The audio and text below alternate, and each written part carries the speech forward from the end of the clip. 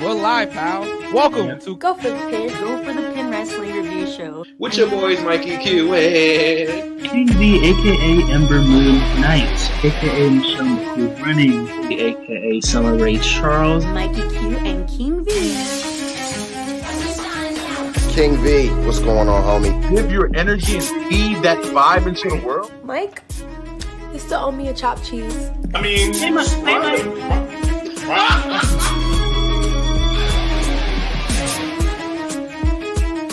Go for it, kid.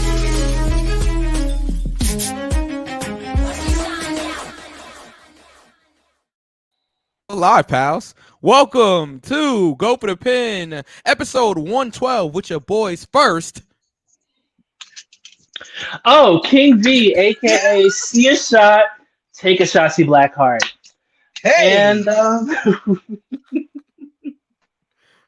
Okay. And we're also joined by Your boy DJ DJ Knuckles, Knuckles, that's what man. We out here. Oh, hello everyone. what's going on, Knuckles? Nothing, Are we man. good? Miss. We're live, guys. We're live, pal. We're back. Yeah, but you usually say my name, so I was like, okay. And we're also joined by Awkward Silence. Awkward silence. Oh, yeah. Hey guys, how you doing?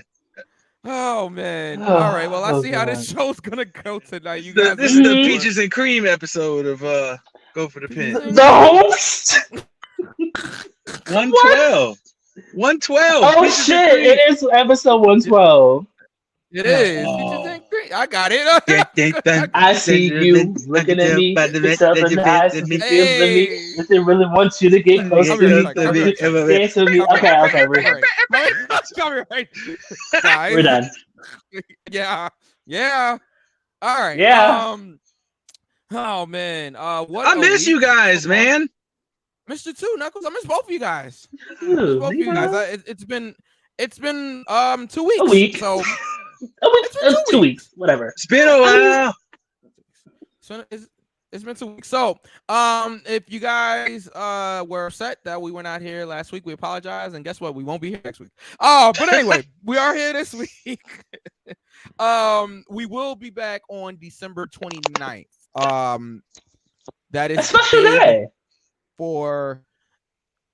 That is the day before the Fallout show. Oh, you know something. I did.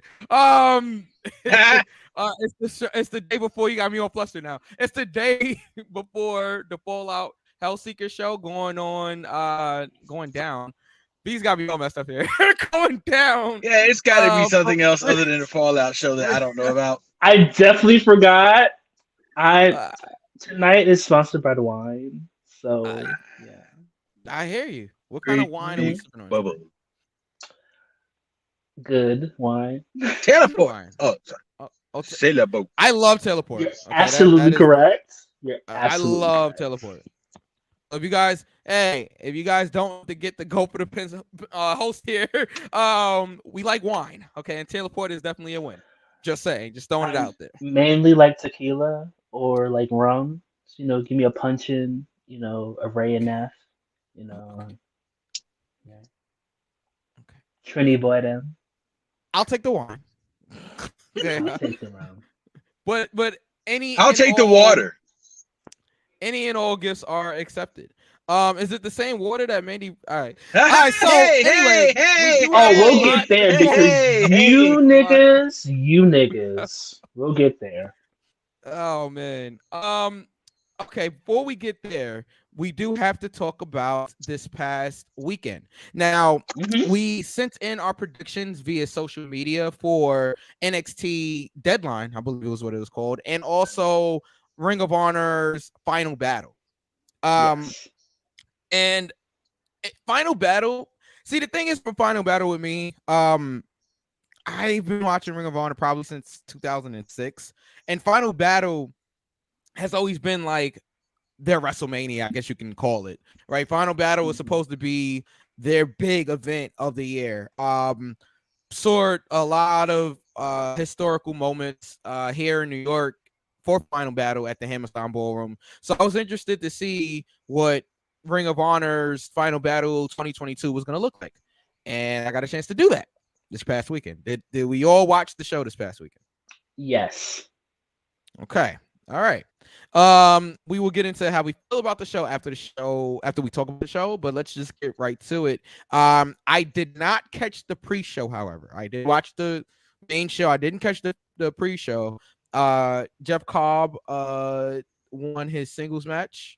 Angelo Parker and Matt Menard won a tag team match in the pre-show against Cheeseburger and Eli. Huh? Tag team match, player. Oh, yeah. Shout out to Teddy Long. Yeah, they won a tag team match. Willow Nightingale defeated Trisha Dora. Let's try that Trisha again. Dora. Willow Nightingale defeated Trisha Dora in a singles match in the pre-show. Really quick, I'm gonna stop you right there. Yes. Hey, Tony Khan. Let's discuss. Can we boy. talk? Cut this out. Sign Trisha Dora. No. It's not bad. Okay, all right, yeah. Sign Trisha Dora. Sign Trisha. Hey, bro. Hey, hi. Let's discuss. Ooh. Oh. Nope. We're gonna keep that on. Oh. Yes, my hair is blue. Sign Trisha Dora. That's it. Yeah. That's all I got. Okay, I agree. Yeah. Love her much. Now, can I counteract that V with another question? Mm-hmm. Sure. Do you think it would be wise to keep them under the Ring of Honor banner, seeing that AEW's women's roster is kind of stacked right now? Yes. That's what I was what I was thinking when Trisha and Willow fought. I was like, they would be great in Ring of Honor. Mm-hmm. Seeing that Willow is already signed to AEW, but we kind of rarely see her. I think she would get a lot. Well, pending the TV deal, I think she would get a lot of exposure under Ring of Honor, and I mean, in my opinion, make her the champ. Either her or Trisha. I think they would do well. It's Trish. It's Trish. Adora. Oh, Trish Adora. Yeah. Yes. We love Willow over here. I apologize. No, that's fine. Yeah. Shout out to Willow. Okay, and then also we had Top Flight defeating the Kingdom in the pre-show. What did you say, Matt Taven being the worst Ring of Honor champion in history? No, I didn't say that. Sorry, I thought that's what you said. All right. But anyway, said don't let us care of Mike. That's what you said, Mike. No. No. We're not gonna do that on this show. We are live, pal. Guess what? I was actually there. Yeah, that's my favorite line. I was actually there when Matt Taven won the Ring of Honor championship, and they booed the man out of the building. I don't think Matt Taven is that bad. I don't think he's bad at all. Honestly, I think Matt Taven's actually pretty good. The internet seems to disagree with me, but I think Matt Taven is pretty good. And then that was the end of the pre-show. Can we get to the main card here? Well, absolutely. Okay, that's what I like to hear. All right, opening contest. Blake Christian and AR Fox defeating Rouge. Did they though? And okay, so we'll get right to it. Wow. Was this a botch? Oh yeah. And so for those that did not watch it, there was a count, I guess, was it AR Fox pinning Rouge? No, it was the other Rouge's tag team partner? Yes. I believe so. I believe it is Jalisco. That's how you pronounce it? It was something like that. Yes. Okay, so Jalisco, and excuse me if I'm messing up the name. I think he was supposed to kick out, but he did not kick out. And as we know, referees are instructed to count. If you do not kick out and your shoulders are down. Wait, I'm sorry. I'm sorry. Shout out to Powerbomb Jutsu. They talk about they on here lying, talking about teleport is wine, that's malt liquor. I'm sorry, that really took me out. I was not ready for that. Ooh. Oh, man. I want to know if that was either Dom or Darrell. That was Darrell. You know that was Darrell. Sorry, Mike. Sorry, No, Mike. it's Go fine. ahead. It's fine. It's fine. It's fine. All right. So the referees are instructed to count those shoulders if you do not kick out.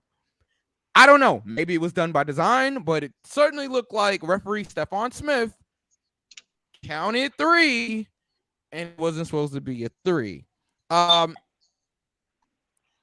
way, good opening contest. I'm interested to see what you guys thought about this. And I can't remember if we actually predicted this match. I don't think we did. I don't think we did. I don't. Was it announced around the time that? I don't think we did. So it wasn't announced at the time. It was. I mean, despite the ending, it was a good match. Yeah, I didn't really have an issue with it. You know, there's a whole bunch of talented people in that ring, so you know, I enjoyed it. Yeah. Knuckles. Yeah. I mean, ditto for me. I enjoyed the match. I'm not going to sit here and lie and say I had a vested interest in the match, but I didn't. But for sight and sound purposes alone, I like the match. I do think, just like you said, Mike, referees are instructed to count. If you don't move, you count. And he kicked out after the 3, so I don't know whether or not it was a lapse of the moment by the wrestler, but he kicked out after the 3. So I mean, it is what it is. I'm pretty sure we're going to see this again at some point. Because of that, but it was decent. It was a decent match. And of course, they were able to get their heat back. They being the heels after they attacked everybody, and that was that. Okay. The next match we had Athena defeating Mercedes Martinez by pinfall to become the new Ring of Honor Women's Champion. Hey, bitch, get into me. So I just want to say that I was correct. No, the match was actually pretty good. It was a couple of a couple of rough spots, but I enjoyed the match overall. I'm glad that they went with Athena winning. I hate that Mercedes Martinez didn't get a chance to do much with her reign as Ring of Honor Women's Champion. Now, to be fair, what more could she have done as Ring of Honor Women's Champion? Yeah, I mean, they don't have she could television show. She unified the titles, whatever. It's just like, if I guess I don't want to say. I'm trying to word this correctly because wine. I'm trying to word this correctly, but it's just like they gave her that accolade. They gave her that accolade just because. I don't want to say just because, but it's just like they didn't really do much with it. I mean, they really didn't do much with any of the Ring of Honor champions. So it's just like I mean, for the most part. I'm not saying as a whole. But I'm saying for the most part. So it's just like, we gotta wait. I guess whenever that TV deal happens, or if the TV deal happens, if like the very Janet Jackson if that happens, I think that if they get a TV deal, I think Ring of Honor could be. I think Ring of Honor could be like a force because AEW has all of this talent, and they're not doing much with any of them. You can just basically divide that roster and put a vast majority of them in Ring of Honor and just leave it at that. And you have wrestlers on Ring of Honor, and then you have wrestlers in AEW, and maybe you shouldn't cross both, but hey, I'm not the one booking the show. Yeah, well, that'd be Tony Khan. Knuckles, your rebut.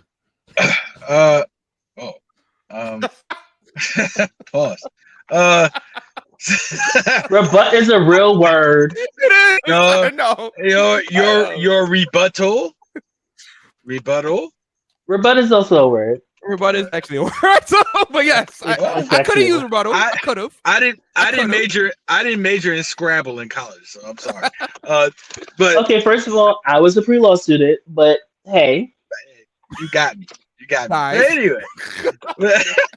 But anyway, I think V makes very valid points. I will disagree when you said about Mercedes Martinez, her not being utilized.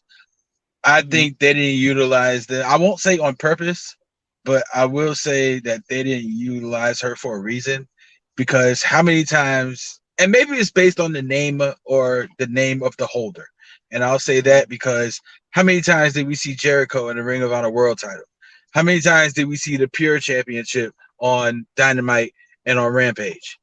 They could have thrown a women's title match on Dynamite, or they could have thrown it on Rampage just as easily as you do. Like I said, it could have been the name of the holder. Chris Jericho's a big name, legendary, Hall of Famer, the first ballot. Mercedes Martinez, not so much. No slight on her, but I'm saying. You ask me if I know Chris Jericho or Mercedes Martinez, I'm gonna say Chris Jericho. Right. But I still think in that same vein, you could have put her on TV. If you're gonna put the Ring of Honor World title and you're gonna put the Ring of Honor Pure Championship and the tag titles on your AEW television, you could have put the Women's Championship on your television as well. I'll say. He doesn't know how to book women. It's also true, but it's true. But to get to the match, I am glad that they went with Athena as well. Now, Athena, Mercedes Martinez, Trish Adora, Willow Nightingale, that's a women's division in and of itself.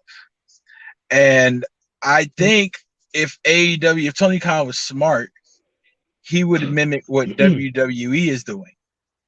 WWE is taking their main roster talent from Raw and SmackDown, and they're planting them into NXT. And we'll get to that later. I don't want to spoil NXT. Was plant a rose pun?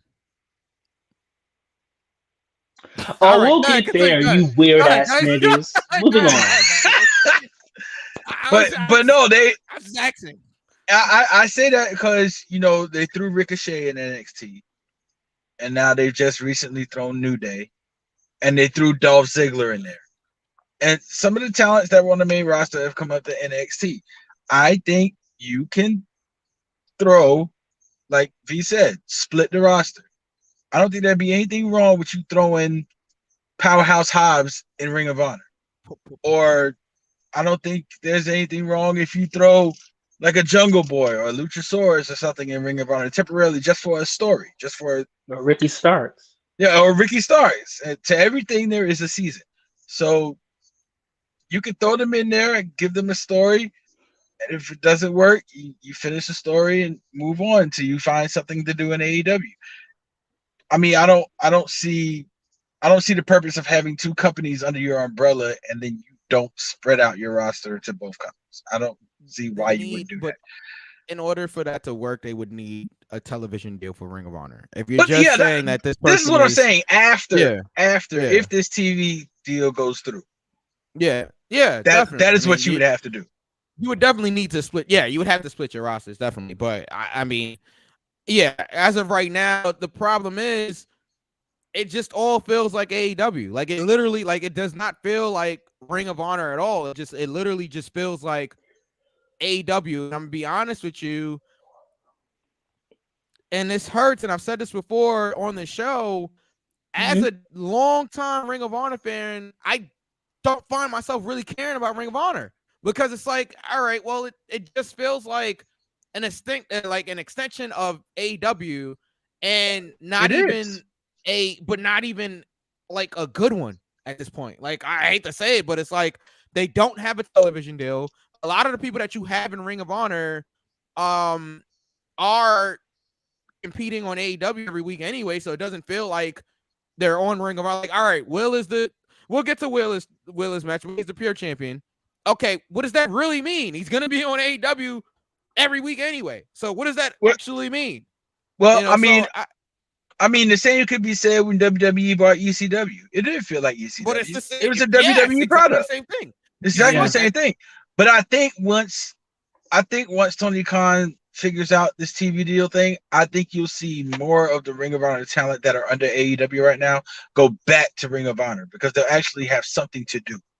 Right now it's kind of like they're being occupied in AEW until they can get a deal, and then we'll see all the mainstays that were on Ring of Honor on the Ring of Honor TV show. Yeah. Nonetheless, good match. Happy for Athena. I think we did predict this match, so let's get to it. The predictions are positive on both sides. All right, Athena for both here. Okay, let's keep going here. Swerve in Our Glory defeating STP of Shane Taylor Promotions. If you guys watch this show, you guys know that we're huge fans of Shane Taylor and Shane Taylor Promotions. Yep. Keith Lee basically did it on his own after Swerve left him in the middle of the match and flipped him off, and it looks like Swerve in Our Glory is officially ended now. I thought this was a good match. Little surprised that Swerve in Our Glory won, but I mean, it is what it is. V, what did you think of this matchup? I'm also surprised that Swerve in Our Glory won. I'm not gonna lie. Hey, sign Shane Taylor. Okay, thanks. Agreed. Like, re-sign him to Ring of Honor. Thanks. Is he not still? Oh yeah. Well, I guess he isn't.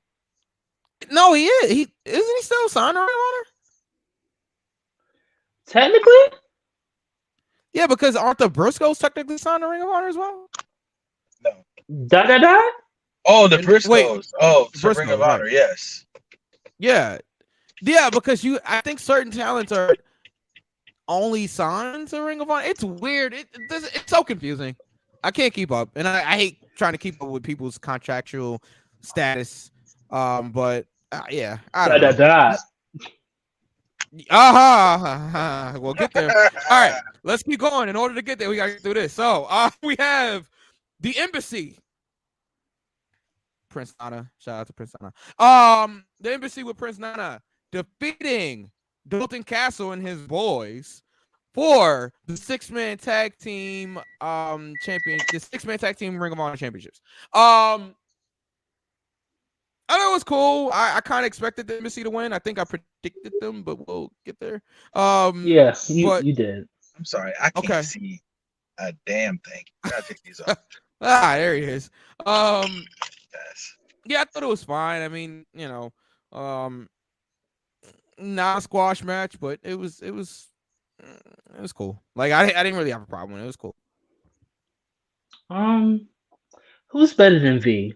Nobody. Well, Brian Cage said, all right. Okay, all right. Nobody's better than me. Because ain't nobody like me. Anyway, you can put that in your. Anyway, pipe and smoke it. No, I wasn't gonna say that. But anyway, oh boy, it was a good match. Yeah. No. it was a good match. It was cool. Of course, I was wrong here. I did predict Dalton Castle and his boys. His boys. His boys. I've always loved that. Dalton's been doing that for so long. I've always loved that. And his boys. My boys. Yeah. I love it. But yeah, go ahead. I had something to say, but I'm not. It's not the show for that. But go ahead. All right. It's not the show for that. Well, you might as well. When the Mandy topic comes up, boy, oh boy. But yeah, go ahead. Oh, because baby, things are gonna get easy. I'm gonna be handing out things reads. Ooh. I got something to say about you knucklehead ass niggas. Hey, okay. keep your ahead. head up. Yeah. Keep your head down. Open, dive in the ocean. Dive in the ocean. Open your mouth. Breathe deep. But go ahead. Open never your mind. mouth and breathe. Okay, yeah. I just All right. That wasn't the head I Knuckles. was talking about. But whatever. No, it was Yeah, all right. So right. Knuckles. I'm gonna get in trouble. I gotta keep that. I'm gonna get in trouble. All right. Hey, girl, wasn't me. Is that my phone? All right, but anyway. Ring a ding ding. We're live, pal. All right. Willa Yuta defeats Daniel Garcia to become the pure champion. Oh boy. Damn. By referee better than V. Yeah. I think I was wrong about this. I think. What did you think about this Yuta and Daniel Garcia match for the pure championship? So I just want to say that I was correct. Okay. Yeah, that was fun. Okay. Ray's in the building. Live from the West Coast. He said it's the best coast. I don't know, but he didn't say that. Let me not. West side. West side. All right. So Oh my. Guys, I love my coast. Don't do that. I love the East Coast. But shout out to the West Coast. Anyway, yeah, I thought this was cool. Knuckles. Good match. Two good wrestlers. Yeah. Really can't. Two good wrestlers. Good match. We can't say much else about it. Yeah. I was surprised Wheeler won. I will say that. I did think, even though I didn't do predictions, and just let me just go ahead and put it out there for the people who are listening.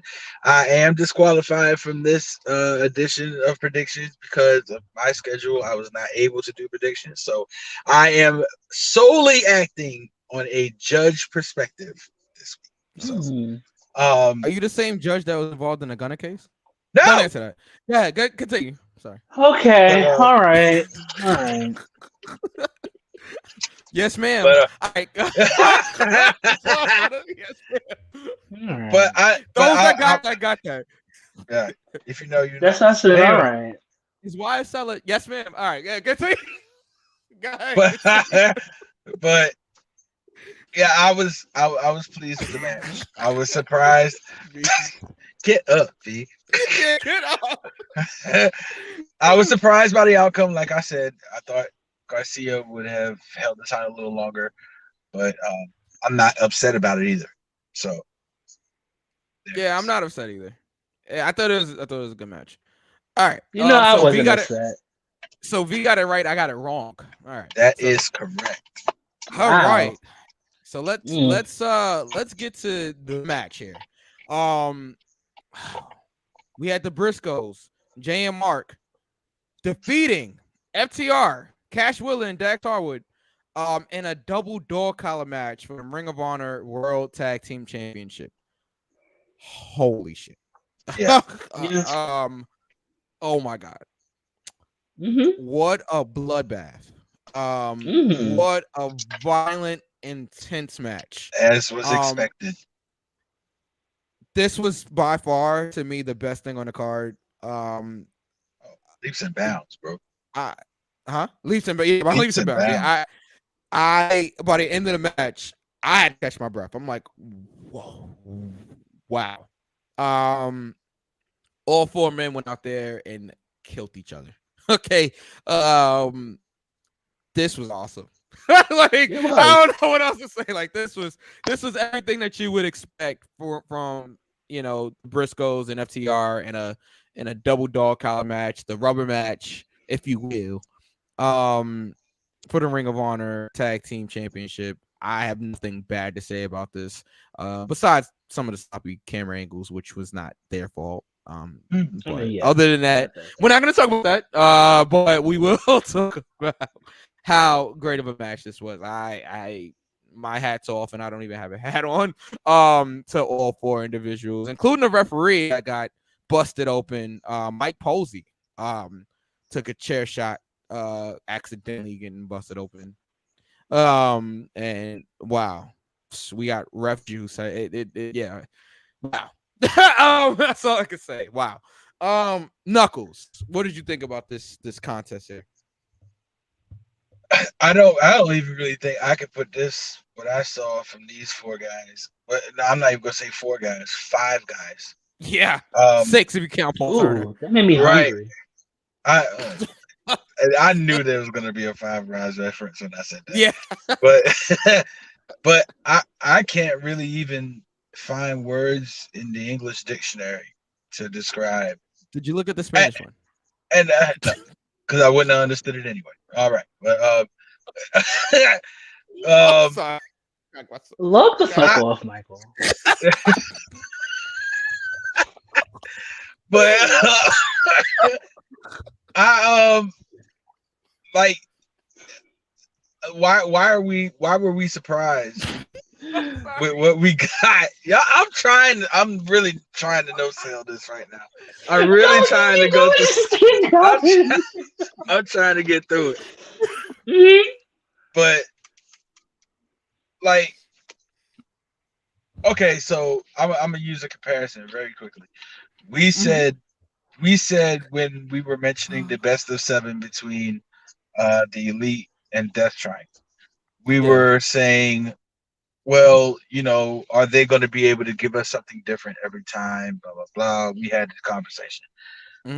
FTR and the Briscoes are guaranteed to give you something different every time, and every time it's a banger.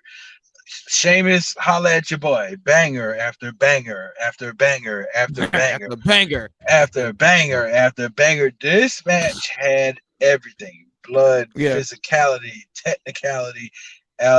Like you said, ref juice. When was the last time you saw a match and the ref got busted open? I was trying to think about it.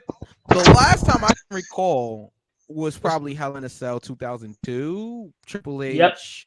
And Jericho with Tim White. Shout out to Tim White. Yes. I think. Now, I remember Charles Robinson got busted open, but I think that was before.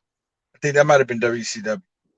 Yeah, so then that was before. I mean, I know special guest referees have probably been busted open. I know Shawn Michaels, but I'm talking about an official referee.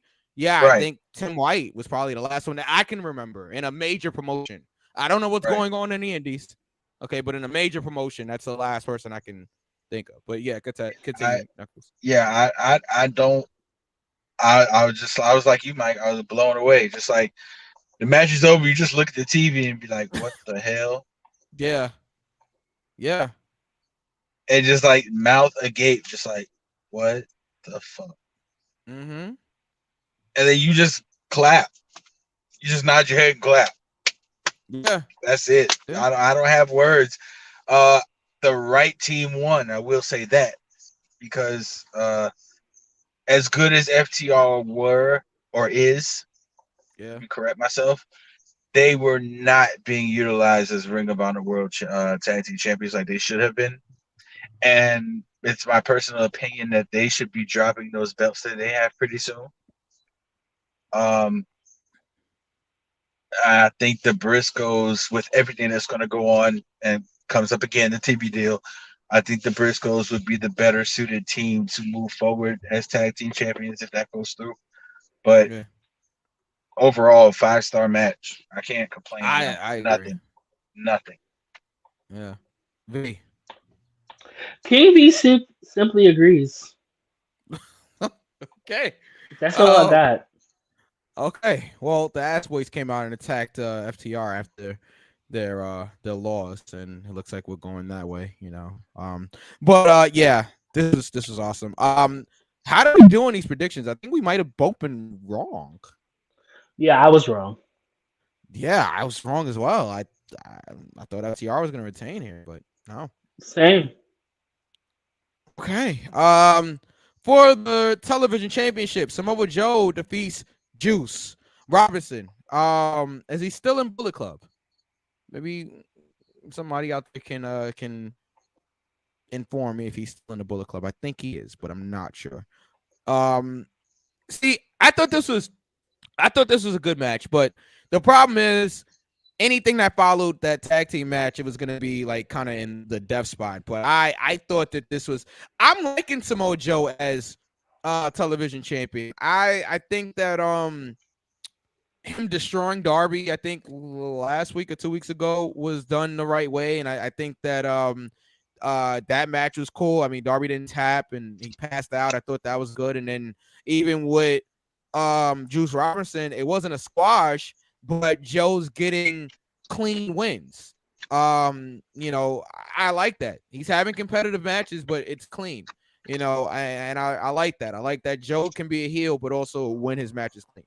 So I thought this was a good match. I never suspected that Juice was going to beat him, but I thought it was a good match. V? I agree. I don't have anything else to say. You kind of really like put it out there. Sorry, pal. You have anything to add? I agree as well. I think if I were a booker, I had no plans on doing it. I would have Samoa. You're pretty good at it, though. So.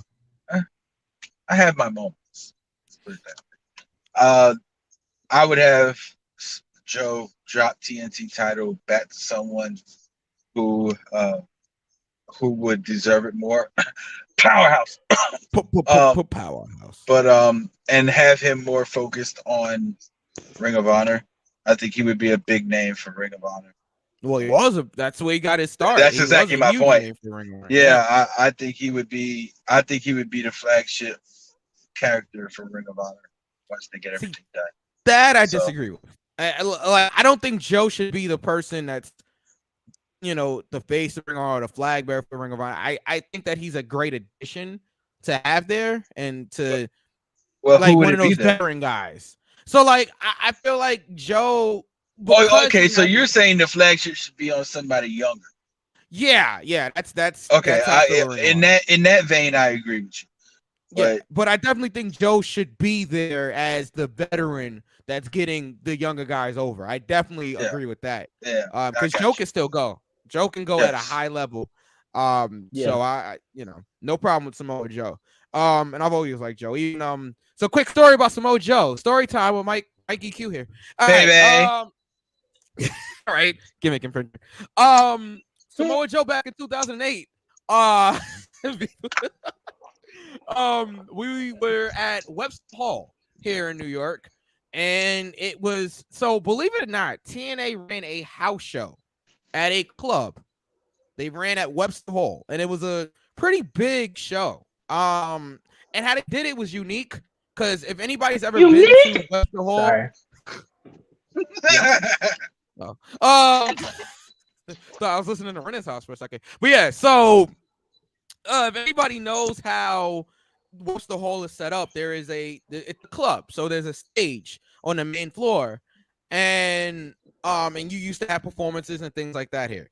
Okay, so how TNA set it up was they had the ring on the stage, right, which is a very different type of setup. So everybody basically had floor seat, like it was standing room only, right? And unless you paid for like to be right up on the stage with them, you had to look up like you're watching a concert pretty much at the ring. But it was pretty cool. Anyway, long story short, after the show, most of the talent was like in the crowd just hanging out. That's just what they did in 08, right? So Kurt Angle was there. That's actually where I have this picture with Kurt Angle in the ring. Right. So do I. Oh, I remember that. So do I. Oh, you have it too? Yeah. I have one too. They came to Savannah one year. Nice. Yeah, so I have this. Yeah, so you know what I'm talking about. I know what picture you're talking about. And he was actually world champion at the time, so he had the title and all of that. It was really cool. It was like that was the first time I ever got in a ring, so it was really cool. Anyway, long story short, Samoa Joe was out there signing everybody's autograph, literally everybody, right? And he gets to me, right? And he his marker runs out of like out of ink or whatever. Well, we'll be in a yeah. All right, so you know, pen has ink. Is it the same thing with a marker? Marker ran out of marker. kicked his leg out of his Yeah, leg. is it because it's okay. Anyway, he couldn't write anymore. And he's like, sorry, kid, my marker ran out. And I'm just like, oh man, like I wanted the Samoa Joe autograph. He's just like, all right, well, you got a camera, we can take a picture together, that's the least I can do. He's like, if you got another marker, anybody got a marker, and he's trying to get another marker. I just thought it was really cool because Joe's such a down to earth type of individual. And I was like, it's cool, it's fine. He's like, you sure, kid? I'm like, yeah, it's cool, thank you. I just shook his hand and said, great match, and let him go off about his business because there was still people waiting. And he told everybody, hey guys, I'm sorry, like, I don't have my marker ran out. You guys have a marker, I'll sign. And like, I think somebody else did have one, and he wound up signing it. Or like, he's really cool. So I'm happy for Samoa Joe. The point of this whole story is I'm happy for Samoa Joe. He's one of the good guys in the business. He's one of those guys that deserve all of the good things that have happened for him. And you're not going to hear, any bad stories about Samoa Joe or anything like that. You know what I'm saying? So, because he's that type of individual. At least I haven't heard anything. So, shout out to Samoa Joe. I'm happy for his success. Thank you guys for letting me share that story. How do we do on that prediction? Both of you predicted Samoa Joe. And that, ladies and gentlemen, was story time with Mikey Q, baby. Baby. All right. Let's go to the main event here. So we had thanks, Ray. So we had Claudio Castagnoli defeating Ocho, Chris Jericho. Yep. By submission to become the new Ring of Honor World Champion. A lot of people didn't like this finish. I thought it was creative. I thought it was creative also. Never seen that before. Off of the big swing, somebody tapping out. Never seen that.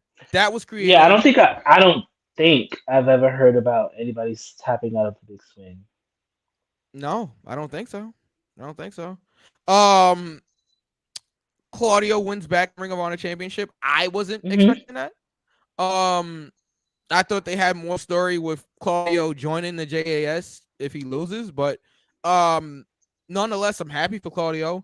I like that the fans, every time they got to 8, whether it be a double down spot or Ocho, I think that if I hear that on Monday Night Raw, if they do that spot and now like they're Ocho, that means it's over. That's pretty cool that they count. I mean, but then again, they don't count the swings correctly. But they don't. Well, let's think about who's counting here. Anyway, nonetheless, I'll get there. Nonetheless, I thought it was good. I didn't think it was the best match on the show at all, but I thought it was good. Claudio Castagnoli is our new Ring of Honor World Champion. He's a 2-time Ring of Honor World Champion now. Knuckles, you're up first, pal. Like you said, wasn't the best match on the card. That obviously went to the Briscoes and FTR. But it is what it is. I thought the ending, when I saw it, I was kind of like, wait, what?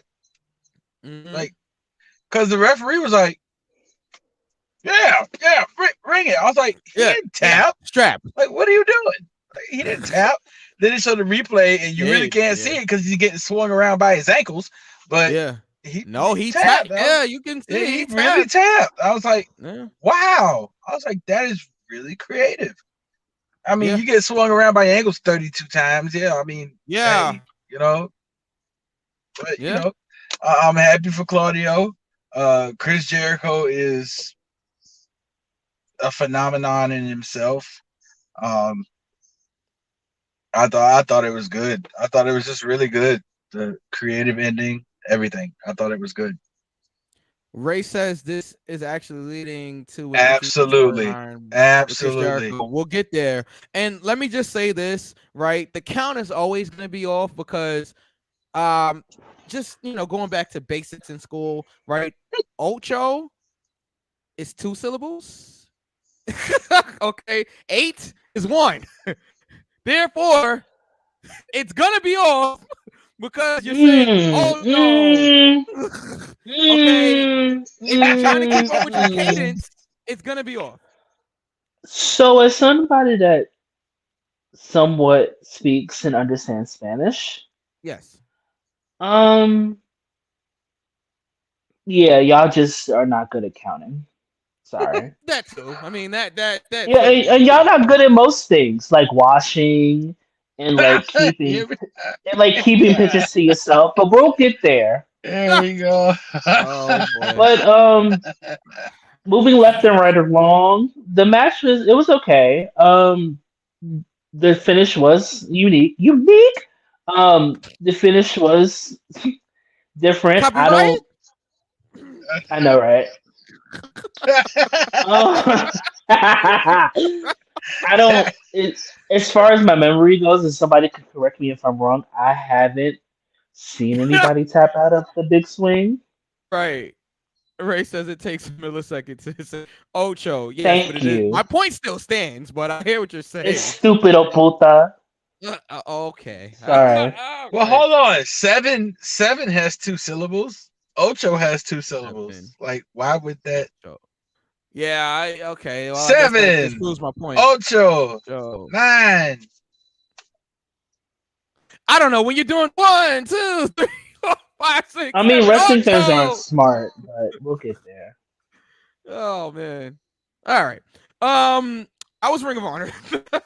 Yeah.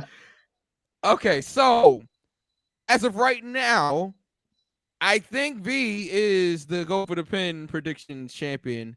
If my count is correct here. So is my count correct here? Your count is correct. V, congratulations. Has been made. We finally have a legitimate new champ.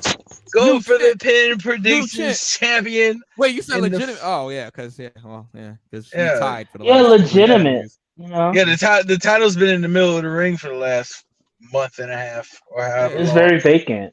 Very vacant. It was very WrestleMania. And I didn't have to be a transphobe to do it. Hey. Okay. There it is. I had to adjust my headphones there. Yeah, but what did we think about Ring of Honor's Final Battle 2022? I'll give it an earful. Okay. And if Kevin Dunn would give me my laptop back, I would put that on the screen for you, but it doesn't. Oh, there it is. There it is. All right. I give it an earful just for that Briscoes FTR match. But, absolutely. Yeah, I'm with you. Earful for me as well. All right.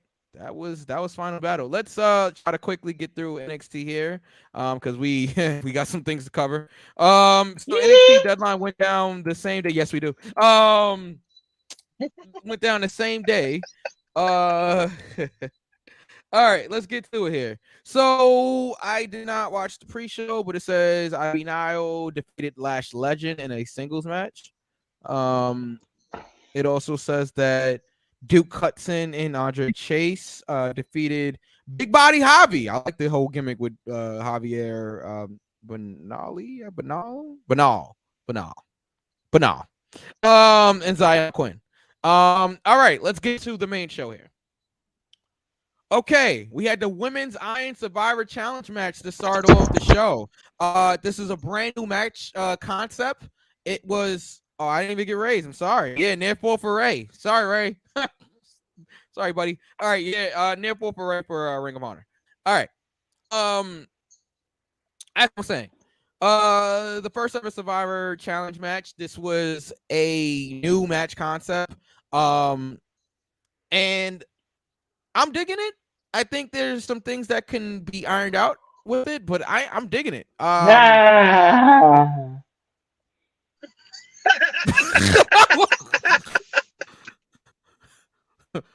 What? You said ironed out. It's like an iron. Sorry, it made me laugh. Oh, okay, I got it. Iron Survivor Challenge. Blame the one. Ironed out. It's the All wine. right, well, right over I my see. head. All right. It's the wine. I'm glad y'all see each other. Okay, so Come on, Mike. Iron yeah, Roxy. Survivor Challenge. I Things need get to be it now. ironed out. Okay. Get it now. I said it. All right, so we had Roxy defeating Roxanne Perez. Sorry, I have to use her gimmick name here in WWE. Roxanne Perez defeating Zoe Stark, Cora Jade, Kiana James, and Indy Hartwell. Kiana was the only one that did not have a fall. Roxy is the only one that had 2 falls. And at 2 falls, she won the Iron Survivor Challenge match. First off, what do we think about this match? What do we think about the concept? And Roxy wins. It's actually wound up being a lot we'll more get 2 there. days later, but we will get there. Let's start off with Knuckles. Knuckles, how did you feel about this first ever Iron Woman Survivors Challenge? The inaugural. Yes. It's giving TNA King of the Mountain without the ladder. All right. I think I have to let this grow on me a little bit. Because of course it's brand new. We've never seen it before, but I won't compare it to like when Elimination Chamber came out. It was brand new to us. We didn't know what to expect. Yeah, but Elimination Chamber became a banger. They didn't even show us the chamber. I remember when the they didn't even show us. I remember they that didn't show it to us till it came down. Yeah, or until the beginning of the show, and I think they put the camera up. They took a shot of him. We were like, "Damn." Yeah, but, I remember that. Yep. But I think over time, with them, implanting this match into programming more often, I think it'll grow on me. I'm happy that Roxanne, or Roxy, I'm gonna call her Roxy. Mama name her Roxy, I'm gonna call her Roxy. But her mama didn't name her either one, but that's neither here nor there. But you get the point. I get the point. Yeah. I am kind of, and V is not gonna agree with me on this, but I am kind of surprised that Nikita was not put in this match. I know you wasn't gonna agree with me on that, but I was kind of surprised. Right, I was kind of surprised that she wasn't put in it. With everything going on with her and Tony Stark, with their thing they got going on. But like I said, it'll grow on me. I'm happy for Roxanne, and that's about all I got. So Ray says, when the chamber came down for the first time, people started praying for Shawn Michaels. Yeah. Screaming. Yeah, that's true. Sure. All right. B. Okay, so I'm so glad that big booty white girl y'all like was not in the match. But BBL. Anyway, I'm glad Roxanne. Yes, come on, be fucking for real. But be fucking for real. Not be fucking. What? No, shut up, V. Anyway, I'm very happy for Roxanne. I may not have nice things to say about the man that trained her. But to see that, to see him like visibly happy and like literally crying was there's some feelings there. He's still a hater on black talent, but I was very again black talent that he didn't train. What was that? Who is this that trained Roxanne again? Booker T. We're coming for you, nigga. Wow. Mike, come back. Anyway. But oh my goodness. I'm very happy for Roxanne because she deserves. She's really good for her to be so young, I'm no selling it. For her to be so young, I think she's younger than myself and Mike. She's very So young. yeah, she's very young. So it's just like I'm very proud of her. I'm very happy for her, and she's gonna be huge. She is. She's very talented. Friend, come back. He's still down. 6, 7, 8, 9.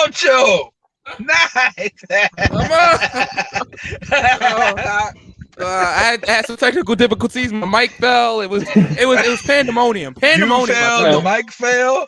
Everything. Mike died. But I'm very happy for Roxanne. I really do like her. You mean V? Oh man. All right. Yes, that's exactly what I'm talking about. Oh boy. And yes, Roxy is one of the youngest champions in history. Actually, to your point, B, she's I believe 21 years old. If I wow. Yes. So, really? Oh, she's a baby. Yeah. She's like, a baby. I'm old. Yeah. Oh my god, I'm old. I'm so like she's a baby. She's old. I didn't know old. She was that. I didn't know she was that young. And to be fair, she just turned 21 like last month.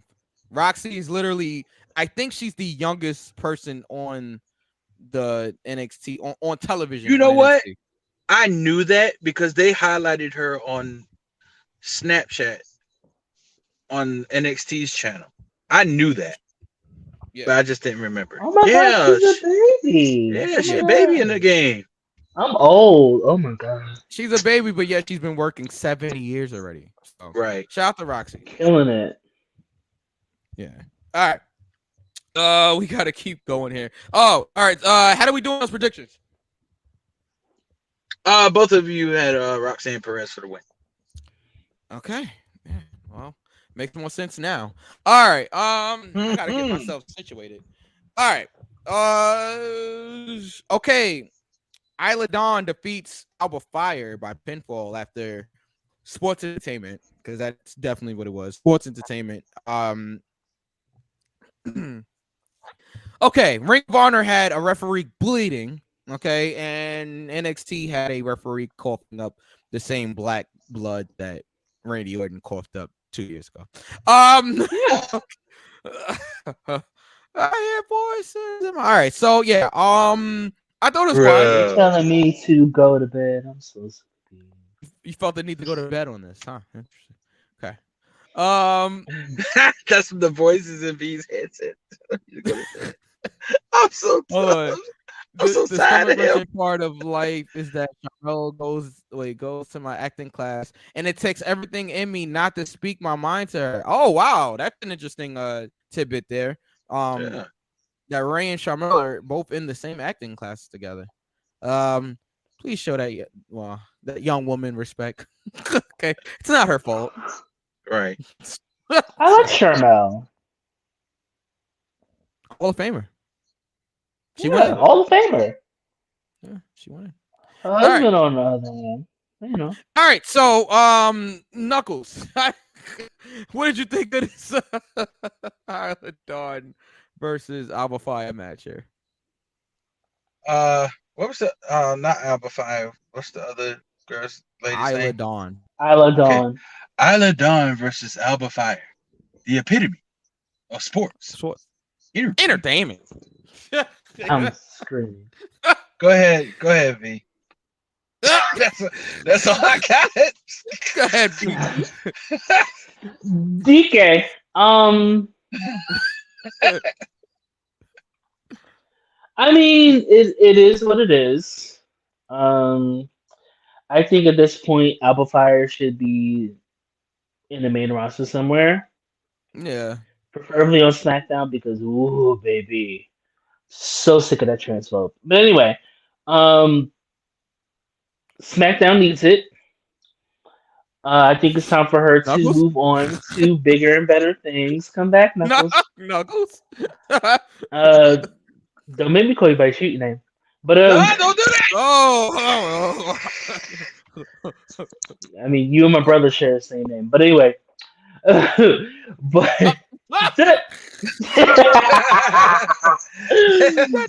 but it's just like, okay, like there's nothing else to do with Alba Fire at this point. put her up to the main roster. Have her put her up to the main roster at this point, and have Isla Dawn be I guess the top heel at this point is SmackDown. Lord, I'm not sold on at it. at NXT. Where is Cora Jade? Cora Jade should be the top heel on Absolutely. That's why I asked that question. Yeah. Fair. Okay. I don't think we'll see that. I'm sorry, Mike. No, I don't think we'll see that until WrestleMania season. Okay. All right. Oh, you're referring to Cora Jade and Roxy. Yes. Okay, gotcha. Touche. Ray says, Knuckles, you forgot to snap your fingers when you turned off your screen.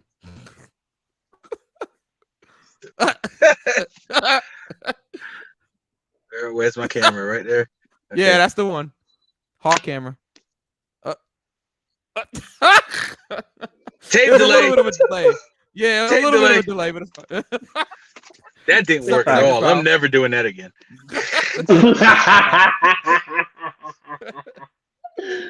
Oh man. And you can still see me. Hi. I can definitely see you. Like, you know we can see you. You can't see me. Can you see me? Oh no. Moving man. left and right along. Nope. How do we do in this match? I got it wrong. Both of you got it wrong. Yeah.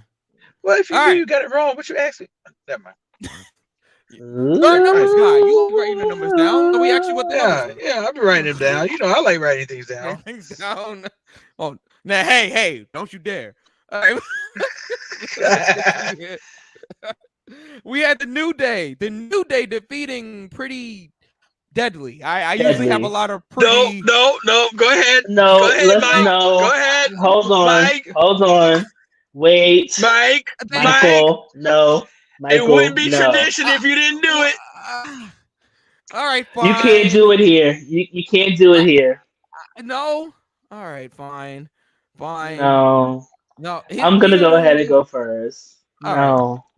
right. So I'm gonna go ahead and go. So Pretty Deadly really impressed me here, and I can't sit here now. Granted, yes, New Day makes everybody look like gold.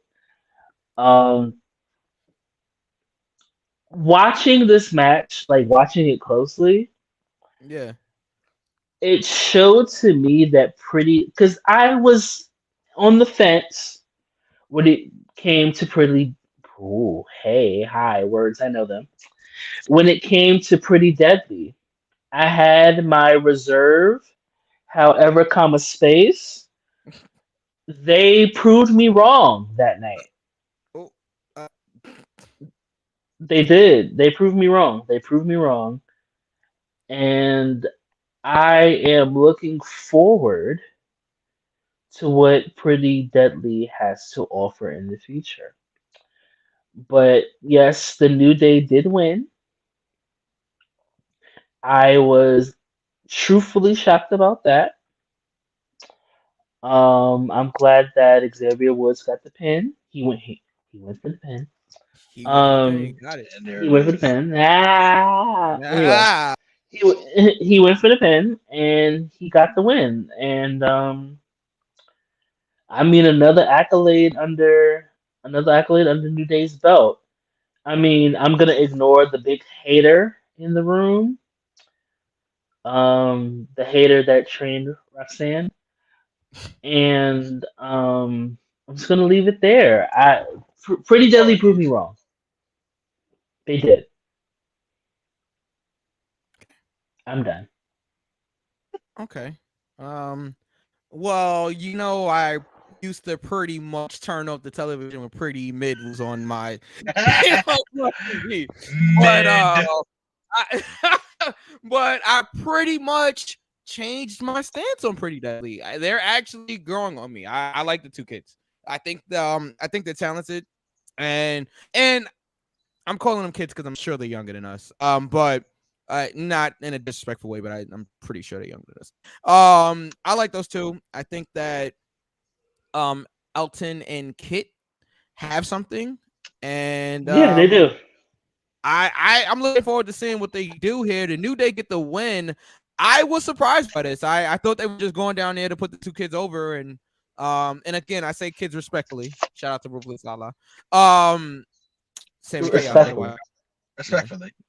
Respectfully, because Sammy Chaos better watch out. Yeah, that goes down December 30th, Chief Buck.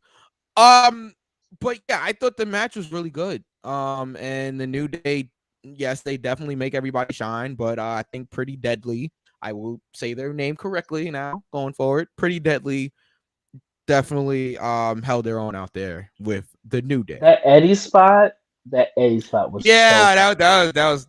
was fun. Yeah. It was fun to watch. I legitimately enjoyed watching that. Pretty Deadly gives me a mix of Edge and Christian and like Billy and Chuck. Yeah. Oh no. Yeah. Yeah. No, I'm laughing because I thought the same thing.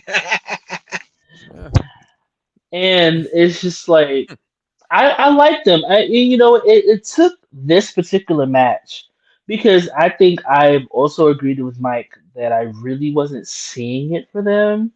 Yeah. When it comes to performances, but that match it proved me wrong. I can sit here and I can say I can take accountability. I could take accountability and say that I was wrong. And they proved me wrong. I can say that. Definitely. All right, Knuckles. I'm going to go ahead and play the part of Mikey Q right now. I'm going to go back to the cage match with the Creed brothers. Yes. They got my attention with that match. Mm-hmm. That match made me look. Now, just because, let me make it clear, just because I'm looking doesn't mean I'm paying attention. So that match with the Creed brothers made me look. Mm-hmm. This match with the New Day made me realize that Pretty Mid pretty much don't give a damn. Pretty much left the room.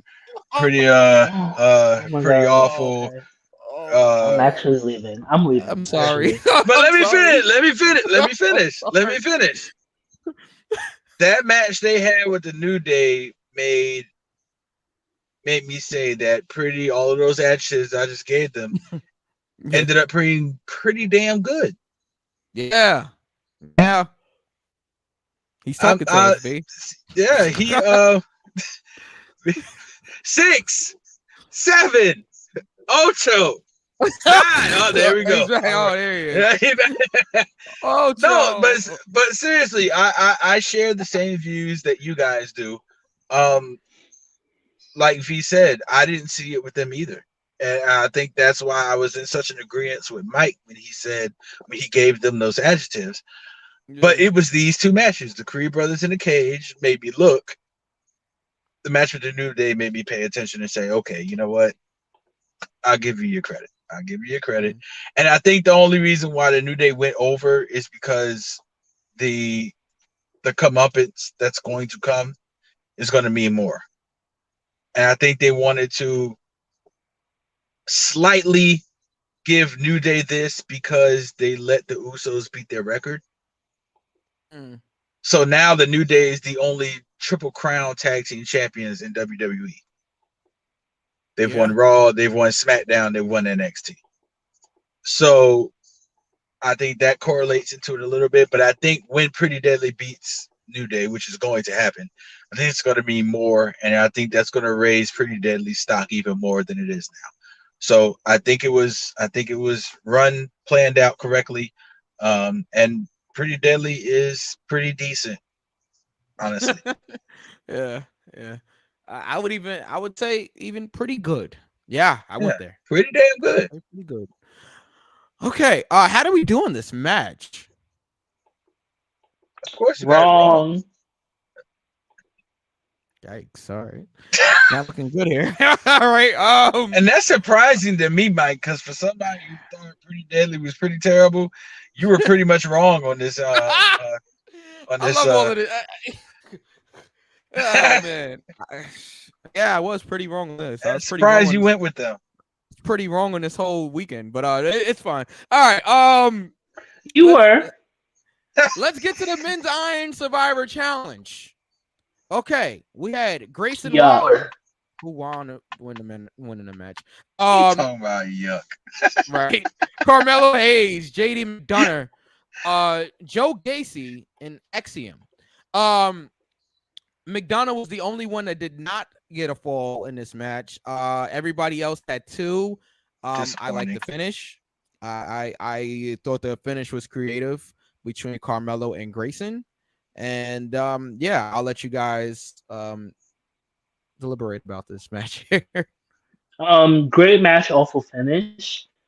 I don't Awful see finish. it for. Yeah, no, I don't see it for him at all. There's a couple people that match it. So it's awful because you don't see it for the talent that won, or it just wasn't creative. You just didn't like it. I don't see it because of the person that won. I'm gonna be real. Okay. I don't see it for him. I don't see. I'm like very Stevie Wonder to it. I can't see. I don't see it for him. Like We love it's Stevie. I'm unavailable. We said this before the show. You know I love Stephen Hardaway Morris, but I just don't see it. I don't see it for him. I just truly don't. But I guess if they were gonna push this, I guess if they're gonna wait to do Melo and Braun for WrestleMania weekend, I think this was the better way to go. I guess. Yeah. But yeah, it was cool. Just hated the finish. Well, I'm gonna disagree with you on Grayson. I think he's a solid heel for NXT. But Knuckles. I kind of with you saying that, I kind of agree with you both. I think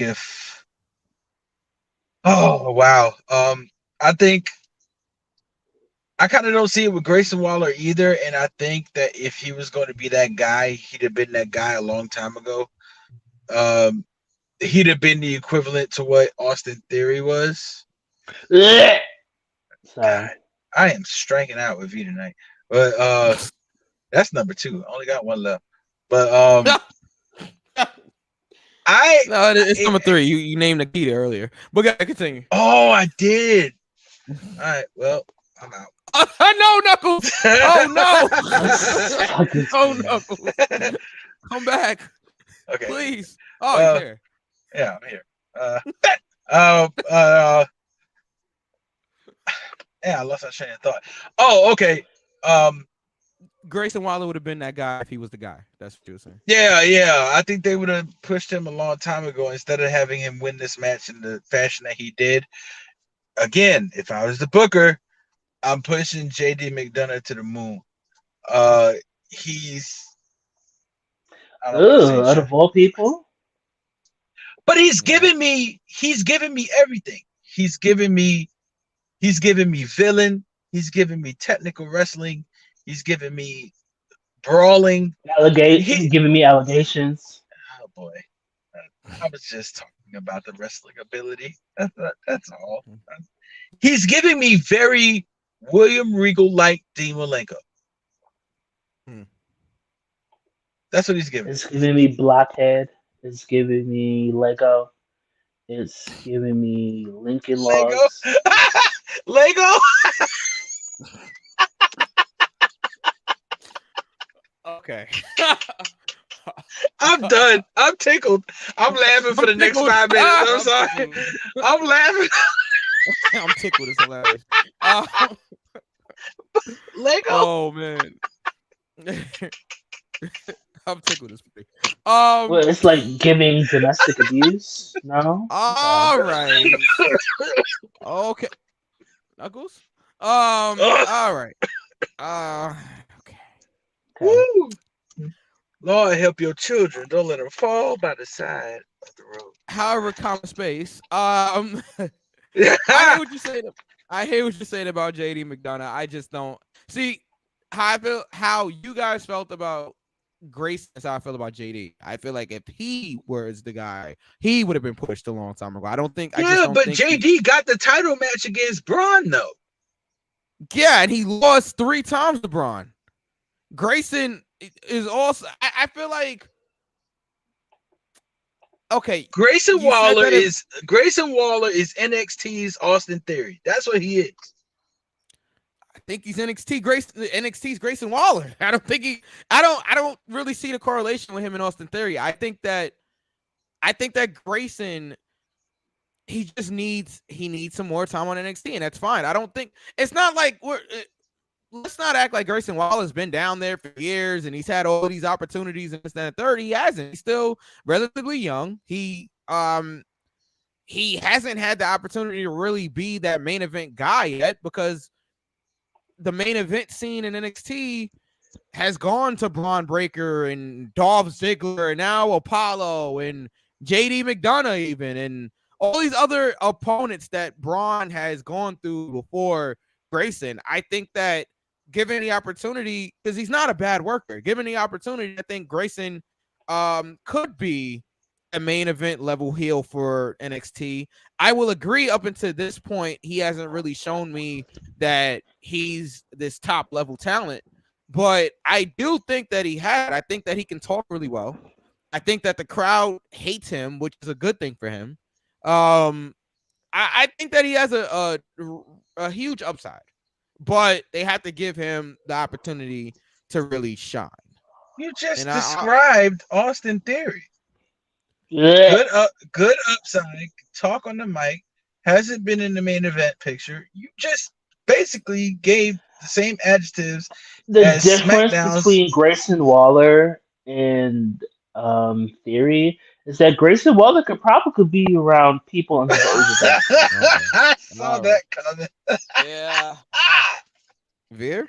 Yeah, you're right. All right, so Grayson Waller actually he defeated everybody else in the match. Carmelo Hayes was about to win, but out of nowhere, Grayson stole the victory from Carmelo and ran away for like the last minute and won the match. Great heel work. Great heel work. I thought this was good. I thought both Iron Survivor Challenge matches were good. I think that like Knuckles said earlier, it has to grow on us, but I like the concept. I think it's solid. Yeah. Okay. We all got this wrong. Yeah. Unfortunately. Yeah. I was surprised by your Joe Gacy pick, Mike. Just because of the TV time that Gacy's getting, he has the whole schism thing going. You know, Rock's daughter's in there. I thought that they might surprise everybody. I thought Carmelo Hayes was the safe pick, and that's why I didn't go with Hayes because I thought he was the safe pick. I did not see Waller. I didn't see that happening, but looks like we both was wrong. So, all right, Braun Breaker defeats Apollo Crews in the main event to retain the NXT Championship. No surprise to anybody. I think everybody got that right. Good match, not one of the best matches I've ever seen. Just good, solid match. It could have been on NXT TV. It was solid. Braun Breaker is starting to enter Jade Cargill territory. In what sense? Who's going to beat him? Who's going to beat him? But he's been beating him. Dolph Ziggler beat him. That's about. Oh yeah. Dolph Ziggler beat him. I remember he lost his championship and then got it back. Like. He is beatable. That's a main roster talent. I'm talking about within NXT. Carmelo, yes. I got you. I'm all for that. And that was NXT Deadline. It looks like V retained his championship here. From what it sounds like. Man, I sucked this weekend. All right, that's fine. Shout out to V. King V, congratulations. With great power comes great responsibility. Oh boy! Wow, Spider-Man reference. defend that defend that title with honor and pride and prestige, like I know you will. And I'll be coming for you, Navir. Oh boy, we we coming for you. Yeah, nigga. You wrong. We all black. Shit, we coming for you, nigga. I don't care. Hey, so, did you see how sensational Sherry went to petting Booker T's face after that? She's like, yo, okay. You know, it's so funny. I never caught that until years later that she laughed. She was like, I don't know if I should laugh, but this is funny. Yeah, she would pet his face like, hey, you fucked up, but it's okay, baby. Yeah. Like, you fucked up. It's okay, you fucked up. It's okay, you fucked up. He knew it, and he even said in the interview, like, yeah, I knew it as soon as I said it. Even me and Gene was like, all right, Stevie, yeah. All right, Stevie Ray. What's going on? So I just want to let everybody know that I have been that nigga. I'm always going to be that nigga, regardless of how I feel about me. Oh no, if you can do this, so can I. The platform is so yours. I just want to let everybody know that I am the best there is, the best there was, and the best that ever will be. And nobody's seeing me. Nobody's seeing me. Not Ray Charles. Not Helen Keller. Nobody's seeing me. And I just want to say that as someone who is the very first, I just want to say that boundaries have been broken, and I'll just leave that there. And, glass ceilings have been shattered, and I'm just going to leave that there. That line sounds oddly familiar. I just can't put my finger on it. Yeah, I can't put my finger on it. But you can put your heart on it, though. I just want to thank myself for being good at what I do. And I just want to let you guys know. Kiss my ass. Sorry, B. I just want to let everybody know that I'm good at what I do. I'm good Ray. at what I do. Ray is so true. But yeah, I'm done. She did pat him on his face. Ray. I'm not sure if you're fired, but it would be okay. Absolutely. But congratulations, V. You have broken the monotony of the Go for the Pin Predictions Championship. Mm-hmm. So yeah, the monotony, because nobody wants to see a Mikey Q reign for 485 days. 525,600 yards. And I just talk your talk. Talk your shit, V. I love you, Mike. But I'm about to start drinking but again. I just want to say that I have already begun. But the water. Hey, agua. I just want to say that, nobody's seeing me. Not with glasses, with contacts, not in Braille. You're not seeing me. Okay. Oh, Street Partners. Okay. When's the next pay-per-view? What do we have? The Royal Rumble. Yes. Okay. That's in January. Yes, it is. Yes, it is. I think I know where I want to go with the Royal Rumble, but I wrote my predictions down yesterday. Not yesterday. Yeah, yesterday. With both Rumble matches, but we'll get there. All I know about the women, man. I think I have a good idea. Somebody has it around. All right, V, look, I like your acceptance. Whoa! He's coming for you. With the Ric Flair music. Ray, I just at the Real World Championship that it could be Haiti versus Trinidad and Tobago and Panama, But just know that despite historical context, I will always come out on top. Love you though. I like it. I'm here for it. I'm here for it, and I'm in this match also. So you guys got to watch out because I'm. Oh yeah, I'm in it too. I mean, I'm not going. But it's fine. But somebody could go get your luggage, Mike, and it's okay. God. Oh man. Woo! I thought this was a work. How did we let V win? All right. Anyway, wow. Okay.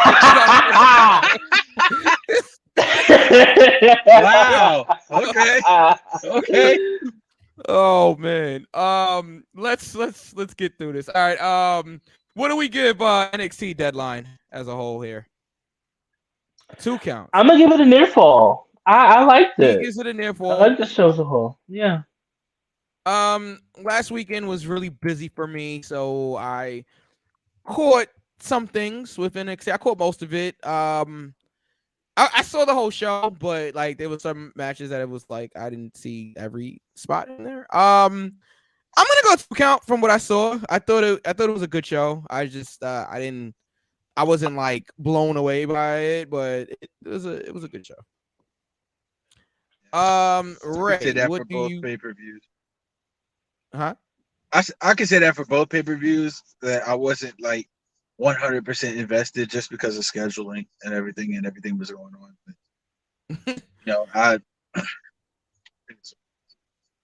I'm screaming. So Ray, I'm gonna read it for our podcast people. I'm very Naomi when it comes to my eliminations. So okay, give me a second. He's throwing the islands in his V. I have to let you know I have Kofi Kingston reflexes when it comes to elimination. But just don't botch it and let your feet touch the floor trying to hit the barricade. See, that was the shade that I was running to, but I'm glad you caught it, Knuckles. Thank you. I'm sorry. I didn't mean to take that. No, it's fine. It's better it's you crazy than because me. he was supposed to land on the barricade and he slipped off and it's like, yeah, eliminated. I mean, he's getting older. He can't jump as far anymore. It's fine. I don't think we're gonna see any of those Kofi Kingston spots anymore in the Royal Rumble, but that's okay. We had a long run and he made that famous. So if we're gonna see those spots again, let him do 3 or 4 of those spots and then actually win the damn thing.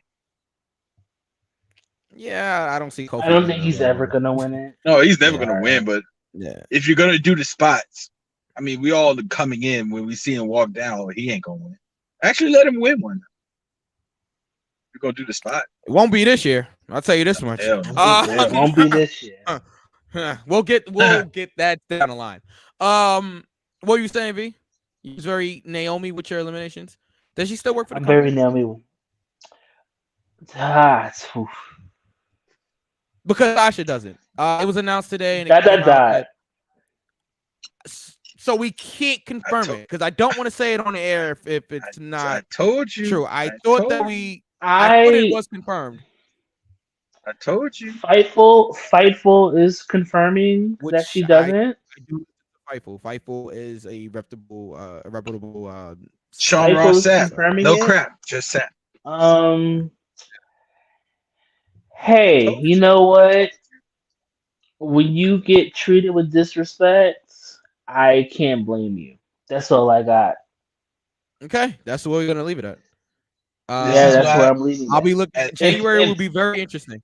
And this is why I kept bringing up those. I'm sorry, V. This is why I kept bringing up those Sasha Banks tweets and videos and everything like that because I knew she was not coming back. I knew it. Yeah, there's only but so much disrespect as you can take. Yeah, and especially as I'm gonna go there. I don't care because I'm gonna be going there the rest of this episode. As Black women in the business, there's only but so much disrespect that you can take. So if she is for real done, if that shit is true, then good for Mercedes. Good for Mercedes. And if Trinity is done, good for Trinity too, because it's only but so much disrespect you can take. And and after a while, it's just like I'm done.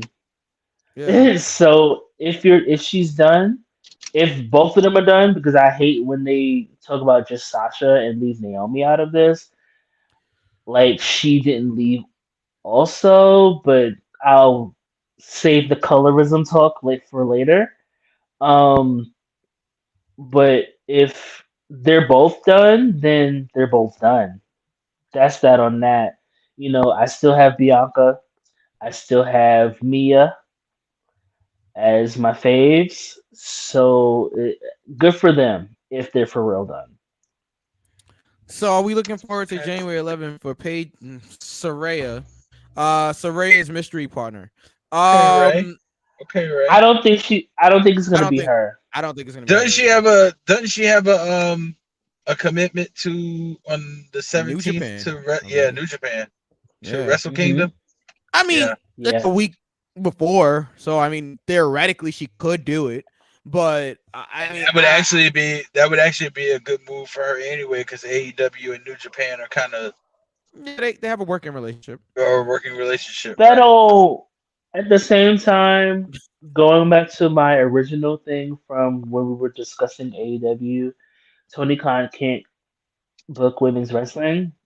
So even if Mercedes goes to AEW, I can't sit here and be like, oh, she's gonna win this and win that when he barely has either women's champion on the show. But yeah, moving forward. Naomi has been beyond disrespected in WWE. Yeah, I agree. Same. Just like Jacqueline, but we'll move that. We'll save that for later. Yeah, we will. All right. All that really happened on Monday Night Raw that I can recall. Bobby Lashley got fired, and then Adam Pearce reversed that decision the next day. And said he was out of line, and then he called Bobby a mother, and that's all he said. But the bleeps was late, and which I thought was funny. They were very late.